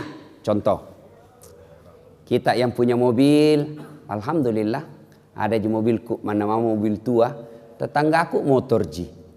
Kita yang punya motor, alhamdulillah, ada motorku, tetanggaku kodon sepeda Ji, kemana-mana menggayu. Kita yang punya sepeda, alhamdulillah, ada sepeda aku, tetanggaku poin mana sepeda tidak ada tong, kemana-mana jalan kaki. Kita yang jalan kaki, alhamdulillah, masih sehat Kak, tetanggaku lumpuh, tidak bisa kemana-mana. Kita yang lumpuh, alhamdulillah masih sehat, masih bisa hidup Kak. Tetanggaku kemarin mati. Insya Allah itu ada puasnya kita. Tapi kalau dibalik, urusan dunia dilihat ke atas. Yang lumpuh lihat yang jalan. Wih, kenapa saya menderita di sini ya? Yang jalan, nah lihat yang ada sepedanya. Yang ada sepedanya, nah lihat yang ada motornya. Yang ada motornya, nah lihat mobilnya. Yang ada mobilnya, nah lihat mobil baru, mobilnya jelek. Tidak pernah dia puas. Sebaliknya, urusan akhirat lihat ke atas. Artinya apa? Itu saja tetanggaku masih muda, rajinnya berjamaah di masjid. Apa saya ini pensiun mau mati dan tidak pernah datang di masjid? Itu namanya lihat ke atas akhirat. Itu saja tetanggaku tidak jelas penghasilannya, tapi kalau ada Jumat pasti ada namanya disebut penyumbang. Itu namanya urusan akhirat, lihat dia ke atas. Nafsu yang tidak pernah puas. Kalau nafsu yang tidak pernah puas, maka yakin itu yang membuat kita menderita. Isi yang ketiga. Allahumma inni a'udzubika min qalbin la yahsha wa min nafsin la tasba wa min ilmin la yanfa. Ya Allah, lindungilah saya dari ilmu yang tidak bermanfaat. Banyak orang pintar tapi belum tentu bermanfaat buat dirinya. Maka kita berdoa, lindungilah saya dari ilmu yang tidak bermanfaat. Mana ilmu yang tidak bermanfaat? Ilmu yang semakin menjauhkan kita dari Allah. Jadi insinyur, jadi dokter, jadi ekonom, jadi teknokrat. Tapi ilmu yang dia pakai itu makin menjauhkan dirinya dari Allah. Maka itulah ilmu yang tidak bermanfaat. Maka itu dia ajarkan kita doa. Ya Allah, berikanlah saya ilmu yang mampu aku amalkan. Jangan sampai ilmu yang kita pikul, ilmu yang tidak mampu kita aplikasikan. Ini berat buat ustadz. Ini khusus doa sebaiknya diulang oleh ustadz. Kenapa? Karena kami penceramah beda dosanya ketika melakukan dosa dengan anak muda yang anak milenial. Sama-sama berdosa, sama jenis dosanya. Dosanya kalau ustadz berlipat-lipat ganda. Lima takuluna ma la taf'alun, kata Al-Quran. Kenapa kau katakan padahal kau yang laksanakan? Di akhirat nanti lebih besar dia hukumannya. Kenapa? Karena dia mendakwakan kau begini, kau begini, kau begini. Dia tidak amalkan. Itulah beratnya jadi ustadz nanti. Timbangannya luar biasa nanti. Yang keempat, kita berdoa kepada Allah. Lindungilah saya dari doa yang tidak mustajab, doa yang tidak dikabulkan Allah. Dalam hidup ini Pak, semua orang ada masalah. Dan senjata ketika ada masalah, curhat, berdoa kepada Allah. Tapi kalau doa saja kita sudah tidak didengarkan Allah, maka itu sudah paling sial hidup kita. Maka kita berlindung kepada Allah. Ya Allah, lindungilah saya dari doa yang tidak diijabah. Kenapa doa kita tidak dikabulkan? Salah satu sebabnya doa kita tidak dikabulkan hubbi aklil haram, suka makan barang haram. Bapak-bapak yang perokok, berapa itu satu bungkus? Berapa sina? Berapa? 12, ada juga 16. Ada 20 toh? Ada lagi yang kuliah rokok aneh-aneh, pendek sekali kuliah. Bulan lalu kuliah itu pendek begini, putih. Kuliah harganya deh lebih 20.000. Bayangkan itu, ada kawan saya punya komunitas namanya infak beras. 1.000 ji orang kasih satu hari, berapa puluh orang nak kasih anak yatim nak kasih makan. 1.000 ji. Rokok 20.000. Bayangkan. Kenapa doaku tidak dikabulkan Allah Ustaz? Merokok ki. Iya. Berapa itu satu bungkus? 20. Berarti 20 kali ki satu hari bikin dosa. Mana? Rokok. Siapa bilang haram itu rokok? Kalau kita bilang baik itu rokok. Kalau kita yakin itu rokok baik. Sebentar nanti selesai ki salat subuh. Panggil anak tayang SMP. Sama SMA sini kok nak. Tiko beli rokok, kita merokok sama-sama di sini. Mau ki kira-kira Pak? Mau ki kira-kira di depannya anak tak merokok? Pasti tidak mau ki. Mana mau kita bilang, mana mau nak kepak kalurut jangan merokok aku tampelin kau itu. Karena kita yakin itu rokok jelek. Maka saya doakan ki ini yang hadir, mudah-mudahan berhenti maki merokok. Amin. Lebih baik itu pembeli rokok tak kita tabung. Niatkan ki kasih umroh tetangga tak yang miskin. Itu lebih berpahala daripada ini. Jangan ki marah Pak, jangan ki marah, jangan ki marah, jangan ki marah. Ya, jangan ki marah. Tapi kalau mau ki marah terserah kamu mau pulang nanti nih. Ya, kita berdoa kepada Allah dari doa yang tidak dijabah Allah. Apalagi penyebab doa tidak dikabulkan Allah kalau kita tidak bersalawat. Passwordnya doa itu, barcode-nya doa itu salawat. Allahumma salli ala Sayyidina Muhammad wa ala ali Sayyidina Muhammad. Tahu jaki salawat ibu toh? Ya. Sampai seperti ada mahasiswa aku dulu ujian skripsi. Supaya berkah ini ilmu saya kasih kau salawat kau kepada Nabi. Salawat kepada Muhammad. Ulangi salah kau. Salawat kepada Muhammad. Salah. Salawat kepada Muhammad. Bukan panjang pendek. Salah mentong itu langsung dia bilang yang mana paling Ustaz? Allahumma salli ala Sayyidina Muhammad wala ali Sayyidina Muhammad. Langsung bilang, oh diganti Ustaz. Bukan diganti kau yang dongo. Mana ada salawat diganti-ganti wali kota kapang. Bapak saudara-saudara sekalian ya. Apalagi penyebab doa tidak dijabah Allah. Kalau kita memutuskan persaudaraan. Tetangga ki na serobot tanata. Na ambil pagarta. Baku bombe 3 tahun. Baku bombe 5 tahun. Nah itu menyebabkan doa tidak diijabah. Apalagi selain itu. Kalau bapak hobi tetap bermaksiat.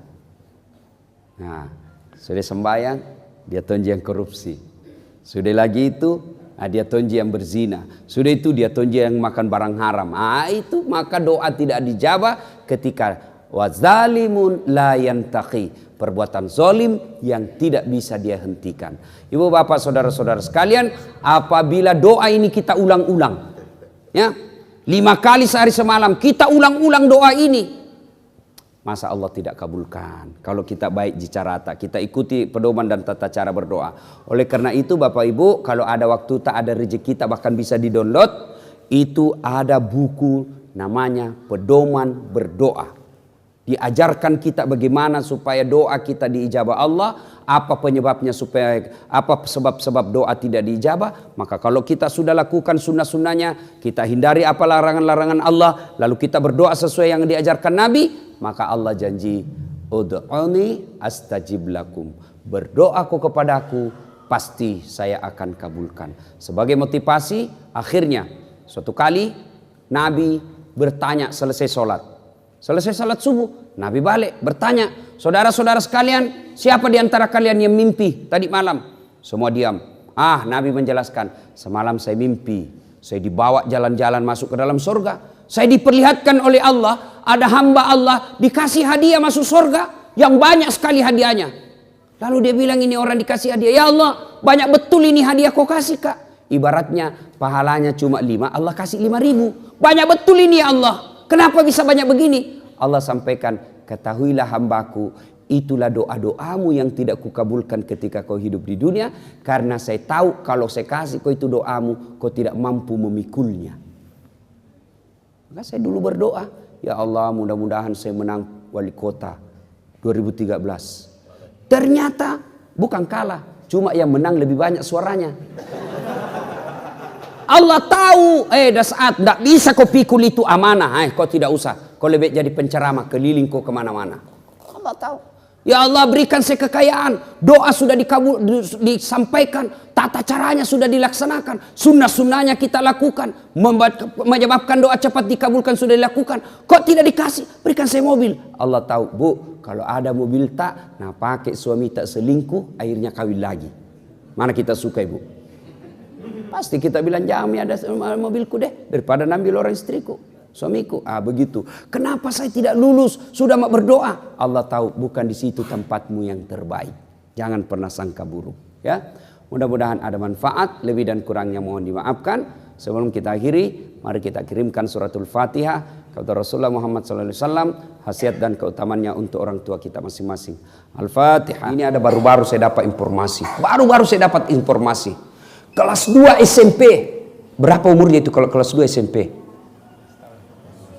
Ya, 14 ya, 14-15 tahun. Apa yang terjadi? Sudah pernah berhubungan suami istri. Dan saya tanya, berapa perempuan kau kasih begitu? Dia bilang 5 Mi. Saya ajak ngomong. Saya bilang, di mana kau lakukan? Di rumahnya itu perempuan. Beranimu itu? Dia bilang, bapaknya ibunya kerja semua Ustaz. Malam baru pulang. Apa Mi kalau begini anak tak? Setengah mati dicarikan uang. Nah pakai rumah tak berzina. Kita bangga nih bagus rumah tak. Kita bangga kita dihormati orang. Kita bangga banyak duit tak. Kita bangga bermewah-mewah kita punya mobil. Tapi anak tak berzina di rumah tak tiap hari. Dan itu bukan cerita fiktif. Itu banyak yang terjadi. Ini yang perlu. Momentum Idul Kurban ini. Evaluasi apa anak tak ini seperti Ismail. Atau menjadi anak yang dekat dengan iblis. Tidak ada orang tidak suka dipuji Pak. Maka salah satu amalan yang baik dalam memelihara persahabatan, puji teman. Tadi saya baru tiba sama Haji Hayat, langsung Kak puji. Wah, Ustaz ini kalau datang Kalimantan tambah muda lagi. Ku tahu padahal begitu Tommy caranya berterima kasih saya datang. Suka memuji-muji dan orang semut suka puji Pak. Kalau kita ketemu, tambah muda ki dalam hatiku. Bagaimana caranya saya tambah muda, tambah umurku? Tapi kan orang senang meskipun kita tahu bohongi ki orang, tapi kita senang. Itu senangnya orang dipuji. Sama juga sekarang ini anggota DPR yang caleg-caleg itu, kalau ada orang bapak-bapak tiba-tiba sok kenal sama kita, akrab, senyum kiri kanan, pasti hampir bisa dipastikan dia caleg. Anggota DPR kan juga begitu, bagi-bagi kartu nama sebelum dipilih. Pilih Kak Bos, pilih Kak. Gampang itu, satu komplek, aman komplek nanti. Begitu terpilih, nah ganti nomor HP-nya. Ini Ibrahim alaihissalam setelah beberapa tahun menikah dengan Siti Hajar tidak punya anak. Lalu Siti Hajar berkata, Bang, mak bene siki, kau maki lagi. Ya Siti Sarah, Bang, menikah ki lagi. Abang ini kan Nabi, harus ada penerusnya. Dia bilang Nabi Ibrahim, jangan mindek. Tidak enak kalau lukai perasaanmu. Kalau ini takdir, kata apa ya boleh buat? Dia bilang tidak, nikah ki lagi. Ini hebatnya Ibrahim alaihissalam Pak. Disuruh menikah sama istrinya tidak mau. Kalau kita dilarang sama istri, coko-coko. Beberapa saat kemudian Ibrahim, oke lah, kau desak saya terus, baiklah. Kalau begitu. Tapi Nabi bilang Siti Sarah, saya carikan kok. Nah, ini menunjukkan bahwa perempuan tidak ada yang ikhlas 100%. Kalau dia ikhlas, ini kama ki palek terserah mana kita suka. Tapi Siti Sarah berkata, saya carikan ki. Nah bilang Ibrahim alaihissalam, siapa Mi? Dia bilang, jangan aku jauh-jauh. Siapa? Itu mau pembantu Siti Hajar. Oke. Alhamdulillah menikah. Setelah menikah dengan Siti Hajar, Ibrahim alaihissalam, alhamdulillah hamil. Dan beberapa saat kemudian, Siti Hajar baru juga hamil. Nah, setelah dia suruh nikah istrinya, suaminya, baru hamil. Nah, kalau ada ibu-ibu mendengar ini, tidak punya anak sampai sekarang, bertahun-tahun tidak punya anak, coba terapinya ini Siti Hajar. Suruh kawin lagi suami tak. Siapa tahu dengan keikhlasan itu Allah kabulkan doa tak, sehingga bisa juga hamil. Tidak ada mustahil kalau Allah yang mau. Bukan dokter ahli kandungan yang tentukan, tapi Allah. Mudah-mudahan keikhlasan tak itu taat. Sudah, mudah-mudahan Allah buka kita punya rezeki untuk punya anak. Ibu bapak saudara-saudara sekalian, akhirnya Ibrahim alaihissalam dengan Siti Hajar lahir anaknya bernama Ismail. Inilah keturunan orang Islam. Kemudian Ibrahim alaihissalam dengan istrinya Siti Sarah lahir anaknya Ishak. Inilah keturunan orang Yahudi. Nah, kemudian beberapa saat setelah punya anak, Ibrahim alaihissalam tanggal 8 Zulhijjah. 8 Zulhijjah mimpi. Dalam mimpinya Allah tagih janjinya. Ibrahim, pernah kau dulu nasar toh? Kalau ada anakmu kau potong. Sekarang wujudkan janjimu, panasai. Wajah inderamu. Ibrahim tak bangun. Ini wahyu atau mimpi? Kalau wahyu, kenapa anak disuruh potong? Kalau mimpi, kenapa jelas sekali? Berpikir Ibrahim alaihissalam. Maka tanggal 8 Zulhijjah buat kita sekarang disebut hari Tarwiyah atau hari berpikir-pikir. Tanggal 9 Zulhijjah, tidur lagi, mimpi lagi. Ibrahim, bayar utangmu. Ibrahim terbangun. Ibrahim punya kesimpulan. Oh, ini bukan mimpi ini. Ini wahyu. Ibrahim alaihissalam tanggal 9 Zulhijjah yakin bahwa ini perintah Allah. Maka tanggal 9 Zulhijjah sekarang ini bagi kita disebut hari Arafah atau hari keyakinan. Nah, tanggal 10 Zulhijjah dipanggillah anaknya Ismail alaihissalam. Waktu itu umurnya tidak dijelaskan dalam Quran berapa tahun, tapi Quran hanya menjelaskan Ismail alaihissalam waktu itu sudah pandai membantu bapaknya. Macan disuruh. Kira-kira kalau umur-umur sekarang 12-13 tahun. Ismail alaihissalam dipanggil. Nah, ada ini yang mau saya kasih tahu Ki. Apa itu Pak? Saya diperintah Allah untuk menyembelih kamu.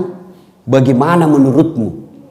Kira-kira kalau anak milenial Pak dikasih tahu begitu sekarang, anak tadi rumah tak Pak, apa kira-kira nak jawab kami? Pasti nak jawab, ngapa anak ke? Nenekku mau. Dia sudah tua, sedikit lagi mati. Ini cocok tawa, benar tawa ini namanya anak pintar tapi tidak soleh. Nah bilang, kenapa anak saya itu nenekku sakratil maut nih, itu mau potong, jangan saya masih muda. Ismail alaihissalam mendengar ini, apa jawabannya? Pak, kalau ini perintah Allah, jangan ragu, laksanakan. Insya Allah Bapak akan mendapati saya menjadi anak yang sabar, anak yang soleh. Kira-kira begitu Mardi. Ayatnya itu kulupa Mar. Apa kira-kira ayatnya itu Mar? Baca dulu deh supaya anda dengar semua ustaz di sini. Ya. Satajiduni insyaallah minas shalihin. Masya Allah ya. Jadi Bapak akan mendapati saya menjadi anak yang sabar, bukan anak yang pintar, anak yang sabar. Subhanallah. Nah, akhirnya Nabi bilang Ismail, tapi tunggu dulu Pak. Sebelum dieksekusi itu ada beberapa permintaanku. Satu, tolong sembelih saya pakai pisau yang sangat tajam. Ini bagi bapak-bapak yang bertugas nanti menyembelih, etika menyembelih binatang pakai pisau yang sangat tajam. Jangan pisau abal-abal. Dan bapak-bapak yang suka makan ayam potong, hati-hati. Ternyata banyak tukang ayam potong sekarang tidak bismillah kalau nak potong. Ada malah nak potong Pak 50 ekor ayam nak potong satu kali bismillah. Nah bilang saja bismillahirrahmanirrahim kali 50. Bisa itu satu-satu bos. Ambil jalan praktis. Tak boleh. Hati-hati Pak. Nah Ismail alaihissalam lalu berkata lagi yang kedua, tolong nanti kalau Bapak potong saya tutup mata, pakai tutupi. Kenapa? Saya takut kalau Bapak tidak tutup, tidak tega kalau kita lihat Kak. Yang ketiga Pak, tolong ikat tangan dan kakiku supaya saya tidak meronta-ronta. Sakit itu pasti saya meronta-ronta. Tolong ikat kaki dan tanganku. Dan yang keempat, jangan sampai ada bajuku kena darah, nah lihat mamaku kodong naik kakak sedek. Dan yang kelima, besok lusa kalau saya sudah meninggal, jangan ada anak lewat depan rumahku seumuran saya, supaya mamaku tidak lihat dan tidak naik kakak kodong. Baiklah. Tanggal 10 Zulhijjah, lalu Ibrahim alaihissalam berkata kepada istrinya, Siti Hajar, yang sayangku, kenapa kimakala Pak? Itu para nabi itu romantis sama istrinya Pak. Kita tonji itu kurang romantis. Ini anak-anak sekarang kalau waktu pacaran sopan sama ceweknya. Tawe deh, hati-hati. Ada batu di depan tadi. Hati-hati angkat kaki kita sedikit. Batina. Sekalinya sudah ada anak satu tak tumpu kaki istrinya. Di mana simpang matamu dong. Pangyang, sayangku sini dulu. Kenapa kideng? Tolong saya mandi baik-baik itu anak tak, kasih pakai baju baru, kemudian sisir rapi-rapi, kasih parfum. Nah bilang Siti Hajar, mau bawa kemana? Nah bilang saya mau bawa rekreasi, jalan-jalan. Baiklah, jalanlah itu. Tanggal 10 Zulhijjah, Ibrahim alaihissalam sudah yakin melaksanakan janjinya. Maka tanggal 10 Zulhijjah kita bagi umat Islam sekarang disebut hari An-Nakhar atau hari melaksanakan janji. Nah sudah, jalan. Begitu jalan menuju ke penyembelihan, wah setan kepanasan. Panik ini setan. Wah ya Ibrahim ini, mau betul nak potong anaknya. Gagal saya goda ini. Akhirnya Ibrahim dia datangi, iblis datangi Ibrahim. Dia goda Ibrahim. Ibrahim, mau kopi mana? Mau aku potong anakku. Terlewat-lewatmu itu. Lihat aku dulu, balik aku dulu ke belakang. Lihat itu anakmu. Lucu-lucunya, puluhan tahun kau harapkan. Masa kau mau potong? Ibrahim alaihissalam, jangan kau banyak bicara di situ. Kalau bahasa kita ya. Aku jadi cari tamun tueng. Nambil batu Ibrahim alaihissalam. Dan lempar Ibrahim, iblis. Ibrahim lempar iblis. Puh! Kena kepalanya. Sampai maros, balik lagi. Sudah, gagal goda Ibrahim. Dia datang ke istrinya. Hajar, kau tahu Ji mau udah bawa pimana anakmu? Kau tahu Ji? Boleh jalan-jalan. Dongok kok. Masukmu? Apa tolok-tolok itu suamimu? Jangan kesambaran kau bilang situ deh. Kenapa? Mau nak potong itu anakmu. Kenapa bisa? Katanya perintah Tuhannya. Apa? Perintah Tuhannya beda. Dengar ini Siti Hajar berkata, iblis, jangan kau banyak bicaramu di situ. Jangankan anakku, saya pun siap dipotong kalau itu perintah Allah. Dilempar juga, bah! Kena sampai pangket balik lagi. Nah bilang iblis deh, lebih hebat lagi dari suaminya ini. Dia susah ditangkis.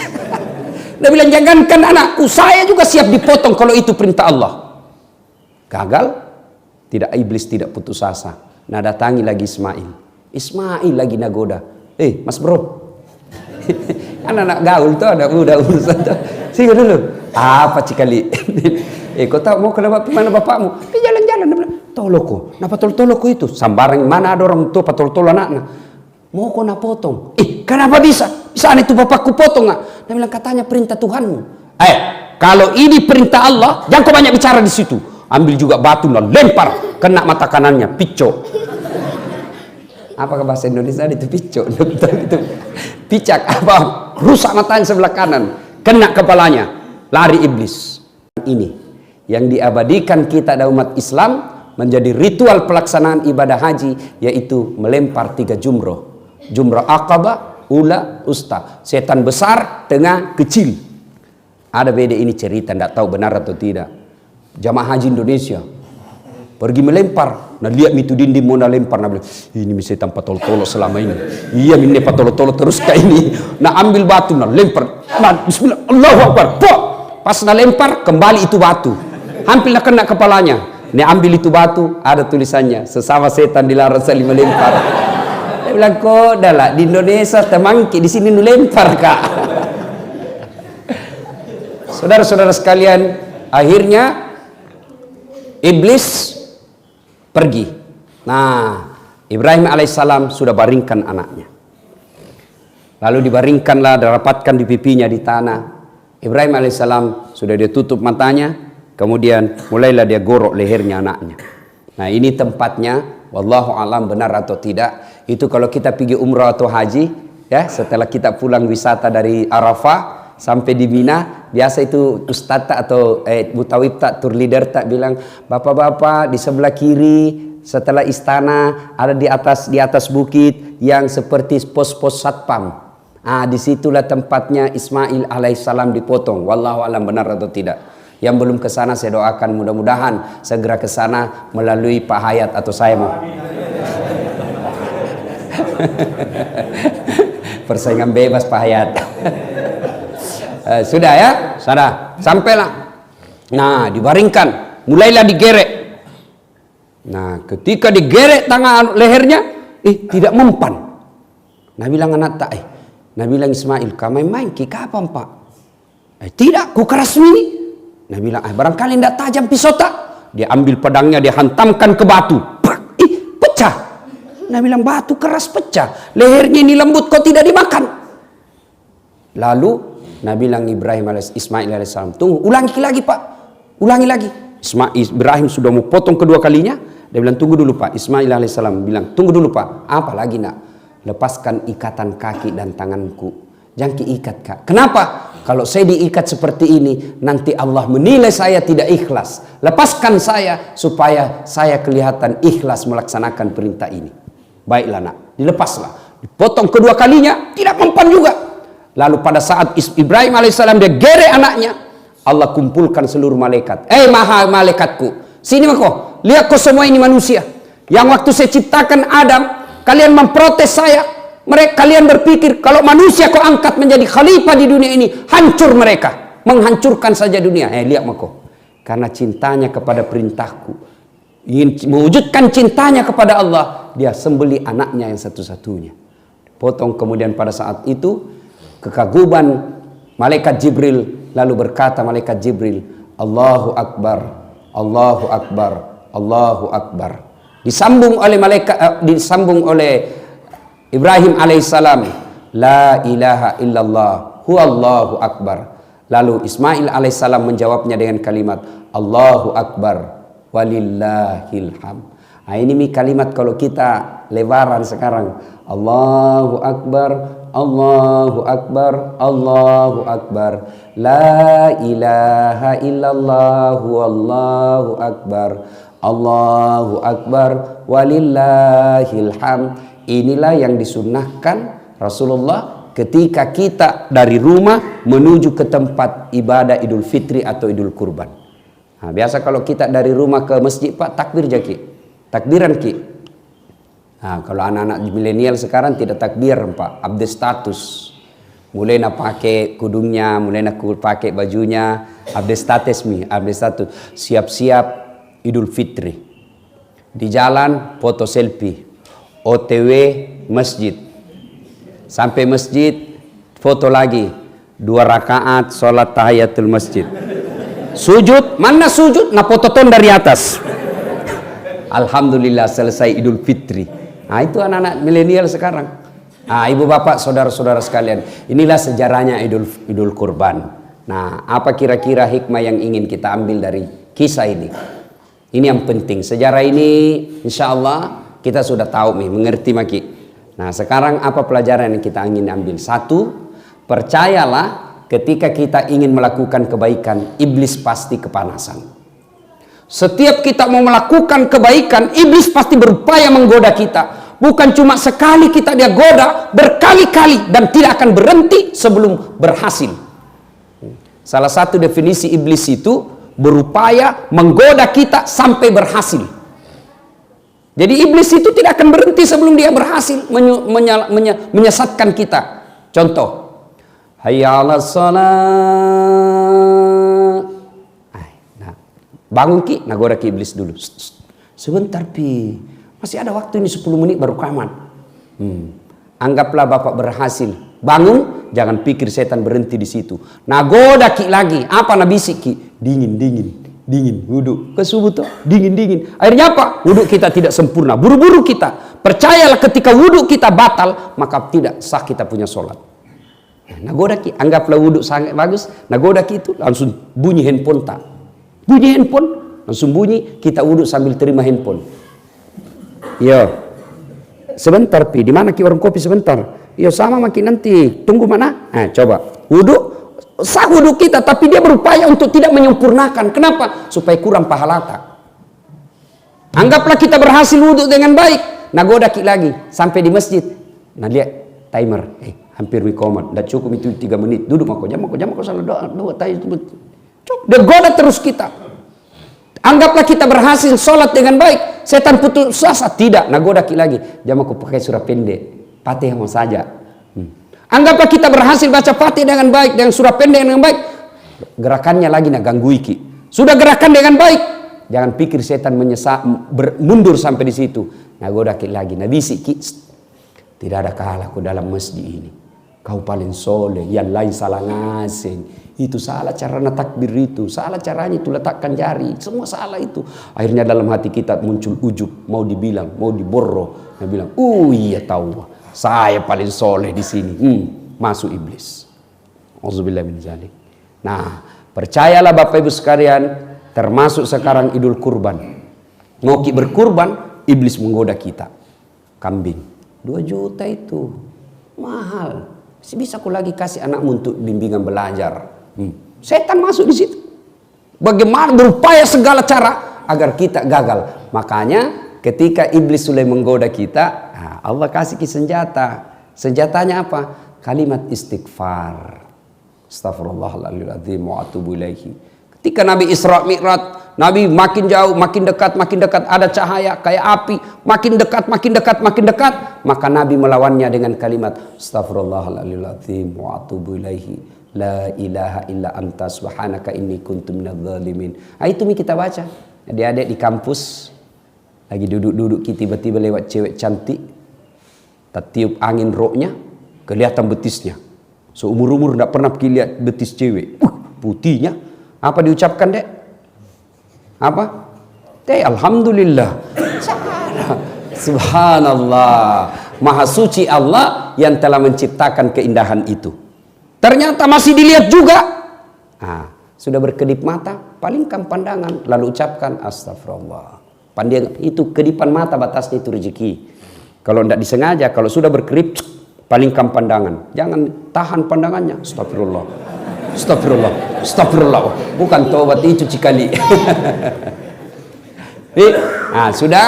Inilah hikmah pertama, bahwa harus selalu diingat ketika kita mau melakukan kebaikan, iblis pasti berupaya menggagalkan. Maka melawan godaan iblis itu dengan kalimat istighfar. Astaghfirullahaladzim wa atubu ilaihi. Suatu ketika datang anak muda bertanya kepada Nabi, ya Rasulullah, saya berbuat dosa. Maka Nabi berkata, bertobatlah. Tapi kuulang lagi. Nabi berkata, tobat kau sedek. Tapi kuulang lagi. Tobat lagi. Buat iblis sampai putus asa untuk menggodamu. Nabi lagi ini anak muda, jadi dosaku jadi besar. Ketahuilah ampunan Allah jauh lebih besar daripada dosa-dosamu. Itu enaknya Tuhan tak. Berdosa ki, datang ki, bertobat. Bukan marah-marah itu Allah kalau kita datang bertobat. Malah Allah janji kita, innallaha yuhibbut tawwabina. Saya cinta kepada hambaku yang bertobat. Beda kita manusia. Bapak datang minta maaf sama saya, barangkali saya maafkan kita, tapi masih ada syaratnya. Ustaz, maafkan Kak Dik. Kenapa? Dulu waktu pilwali itu kita suruh Kak bikin baleho 10. Iya, 7 jiku bikin Ustaz. 3 hilang. Saya maafkan kok bos, tapi jangan ku lagi lewat depan rumahku. Masih ada buntutnya Pak. Kalau Allah kita bertobat, datang banyak dosa, Allah janji kita, saya cinta kok. Innallaha yuhibbut tawwabina. Ibu bapak saudara-saudara sekalian, hikmah yang kedua dari kisah ini, bahwa ternyata aset yang paling berharga itu anak yang soleh. Coba, saya tadi dalam sholat, waduh sempat menetes air mata saya. Luar biasa, saya ingat orang tua saya dengan kejadian tadi. Pak Imam, Ustadz Ikhwan, langsung ada si Ananda Umar. Baru belum dilupa Umar, baru ada gejala-gejala. Langsung Umar masuk lurus ke bacaan, subhanallah. Pak, apa Bapak tidak bangga punya anak seperti itu? Jangan kita terlalu bangga kalau bahasa Inggris dia anak tak pintar. Pak, jangan kita. Tahu aja aku itu anak Ustaz, masih SD pintar bahasa Inggris. Awal aja kau bahasa Inggris. Itu makin di Inggris, anak-anak di sana bahasa Inggris semua. Betul Kak? Dari kecil sampai pikun orang di sana bahasa Inggris semua. Nggak jago itu Pak. Banyak yang begitu. Kursus bahasa Inggris mulai dari kelas 4 tahun bahasa Inggris 10 tahun masih bahasa Inggris. Jangan kalau berdoa juga nanti tidak jadi bilang, oh my God, please help me my father. Talekang. Tidak begitu juga orang berdoa. Kenapa? Jangan makal anak muda. Serius kayak ini bos. Alhamdulillah ibu bapak adik-adik sekalian ya. Nah, saya langsung ingat orang tua saya. Masya Allah. Bapak saya itu kodon tidak pernah belajar agama. Ibu saya juga tidak pernah belajar agama. Sekolah pun tidak cukup. Hanya pandai membaca dan menulis. Apa yang membuat saya kadang-kala tersentuh. Apa kita tidak bangga pak? Orang tua tak tanya ki agama lalu kita jelaskan. Nah tanya nak. Yang kasih podang na ihe. Dek garek nawat di tempat tepak kuku kumeluk ki makaroba. Lalu kita jelaskan, itulah bantuan kita kepada orang tua kita, menunjukkan dia jalan yang lurus. Apa kita tidak bangga pak, punya anak ketika kita butuh pengetahuan agama, dia hadir memberikan pengetahuan itu. Itu nih kekayaan tak paling berharga. Harta, emas, rumah, mobil tidak ada gunanya ketika kita sudah mati dan tidak bisa meluruskan iman kita itu, malah bisa menyesatkan kita itu harta. Tapi anak yang soleh dan soleha pak, bangga mati pak. Insya Allah. Pak itu tidak bangga. Begitu kita, tidak begitu caranya nak. Mak begini cocoknya. Subhanallah.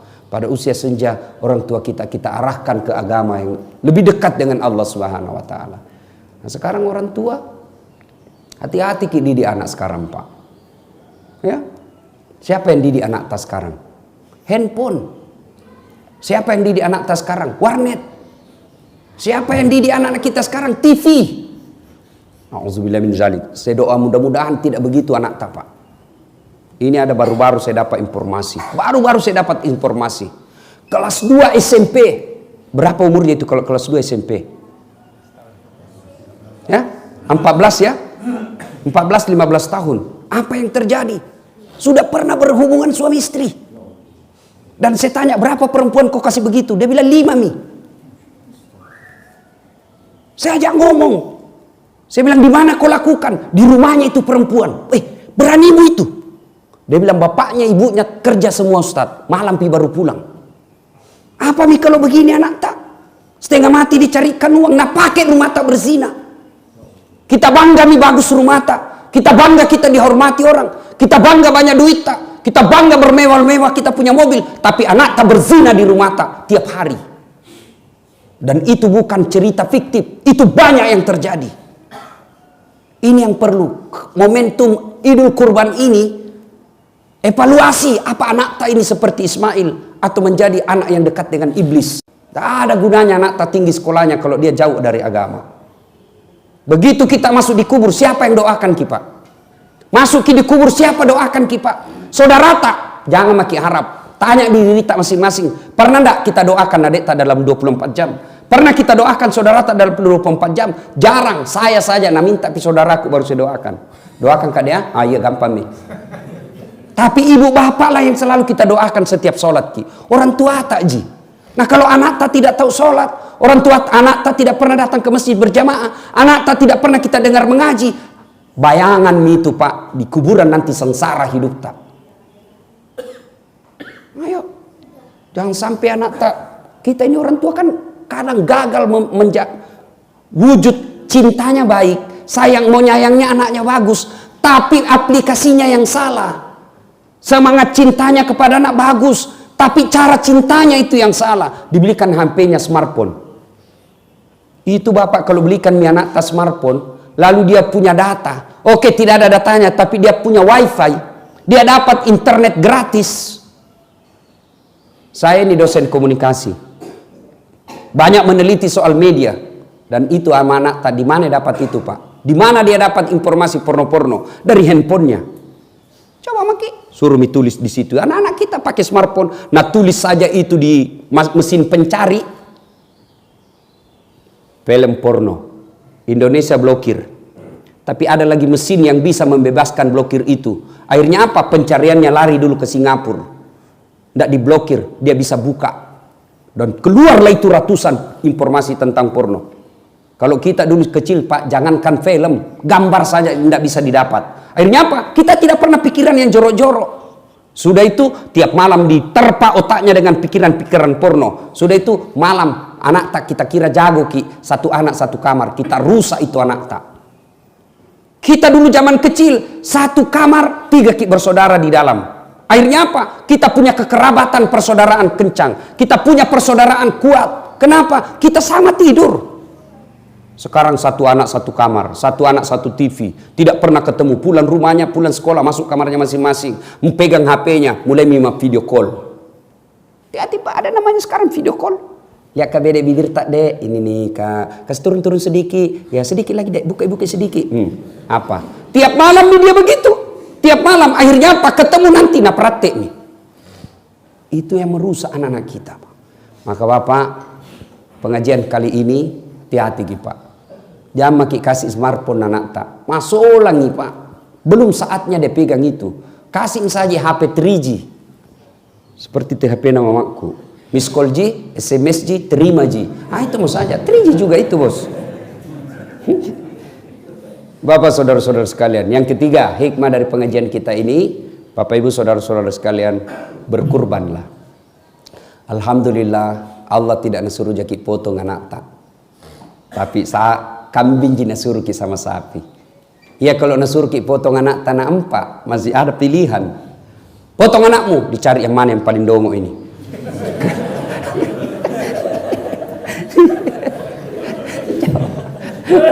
Tapi alhamdulillah Allah cuma minta kita ya diminta jaki kambing, maka berkurbanlah. Jangan lagi saya tidak mampu Ustaz, baru HP harga 2 juta, paket data tak 150.000 per bulan. Itu kalau Bapak sudah lakukan itu dan tidak berkurban, hati-hati Pak, nah cari ki nanti malaikat. Nah kasih bangkrut ki Allah. Banyak uang tak tapi tidak ada bisa dimakan. Banyak uang tak tapi tidak berkah. Kenapa? Karena kita tidak mau berkurban. Aneh sekarang ini Pak. Banyak orang mampu tapi tidak mau berkurban. Saya ulang. Banyak sekarang ini orang mampu tapi tidak mau berkurban. Sebaliknya banyak orang mau berpoligami padahal dia tidak mampu. Ya, betul toh? Nah ibu bapak saudara-saudara sekalian. Inilah tausiah kita pada taklim kita kali ini. Mudah-mudahan ada manfaat. Saya agak grogi sebenarnya ini. Kaku betul saya cara tidak bisa keluar ilmuku. Ada Ustadz Iwan bilang. saya jaga diri. Nanti saya offside. Bapak saudara-saudara sekalian. Inilah tausiah kita pada taklim kita kali ini. Sebagai penutup. Saya ingin menyampaikan firman Allah. Bismillahirrahmanirrahim. Ya ayyuhalladzina amanu dukhulu fis silmi kaffatan. Wala tattabi'u khutuwatis syaitan innahu lakum adu mubin. Wahai orang-orang yang beriman, masuklah kalian ke Islam, ke dalam Islam secara sempurna. Jangan Islam pencitraan, jangan Islam karena mau pilkada dan lain sebagainya. Tapi Islamlah secara benar. Wala tattabi'u khutuwatis syaitan, dan janganlah engkau ikuti langkah-langkah setan, karena sesungguhnya setan itu musuh yang nyata bagi kalian. Mudah-mudahan ada manfaat. Sebelum saya akhiri, ini adik santri, ada yang bisa jawab pertanyaanku. Tadi Nabi siapa yang Ibrahim alaihissalam punya anak? Siapa nama anaknya? Siapa namanya anaknya? Satu? Ismail. Kasih hadiah. Yang bisa jawab jawaban. Ada hadiahnya. Mana Miko dong? Wah. Bukan lupa ya kasih masuk Umar. Bukan rezeki Umar. Ya, nanti ada di mobil berarti.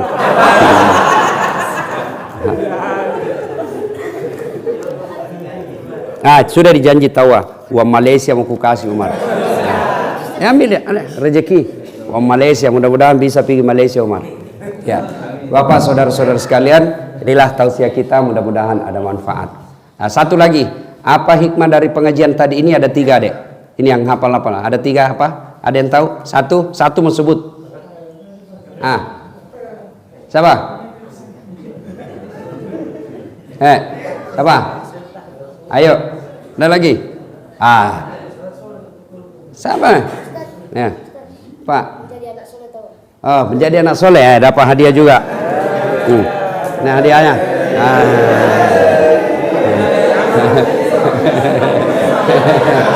Ya, ada lagi. Ini hikmahnya ini Pak. Makanya kalau pergi masjid di depan ki duduk. Depan gampang dapat hadiah, ya jauh belai. Itulah hikmahnya orang di depan itu banyak pahalanya. Ya Bapak, saudara-saudara sekalian, inilah tausiah kita, mudah-mudahan ada manfaat. Lebih dan kurangnya mohon dimaafkan. Nun wal kalami masrun billahi fi sabilil haq. Assalamualaikum warahmatullahi wabarakatuh.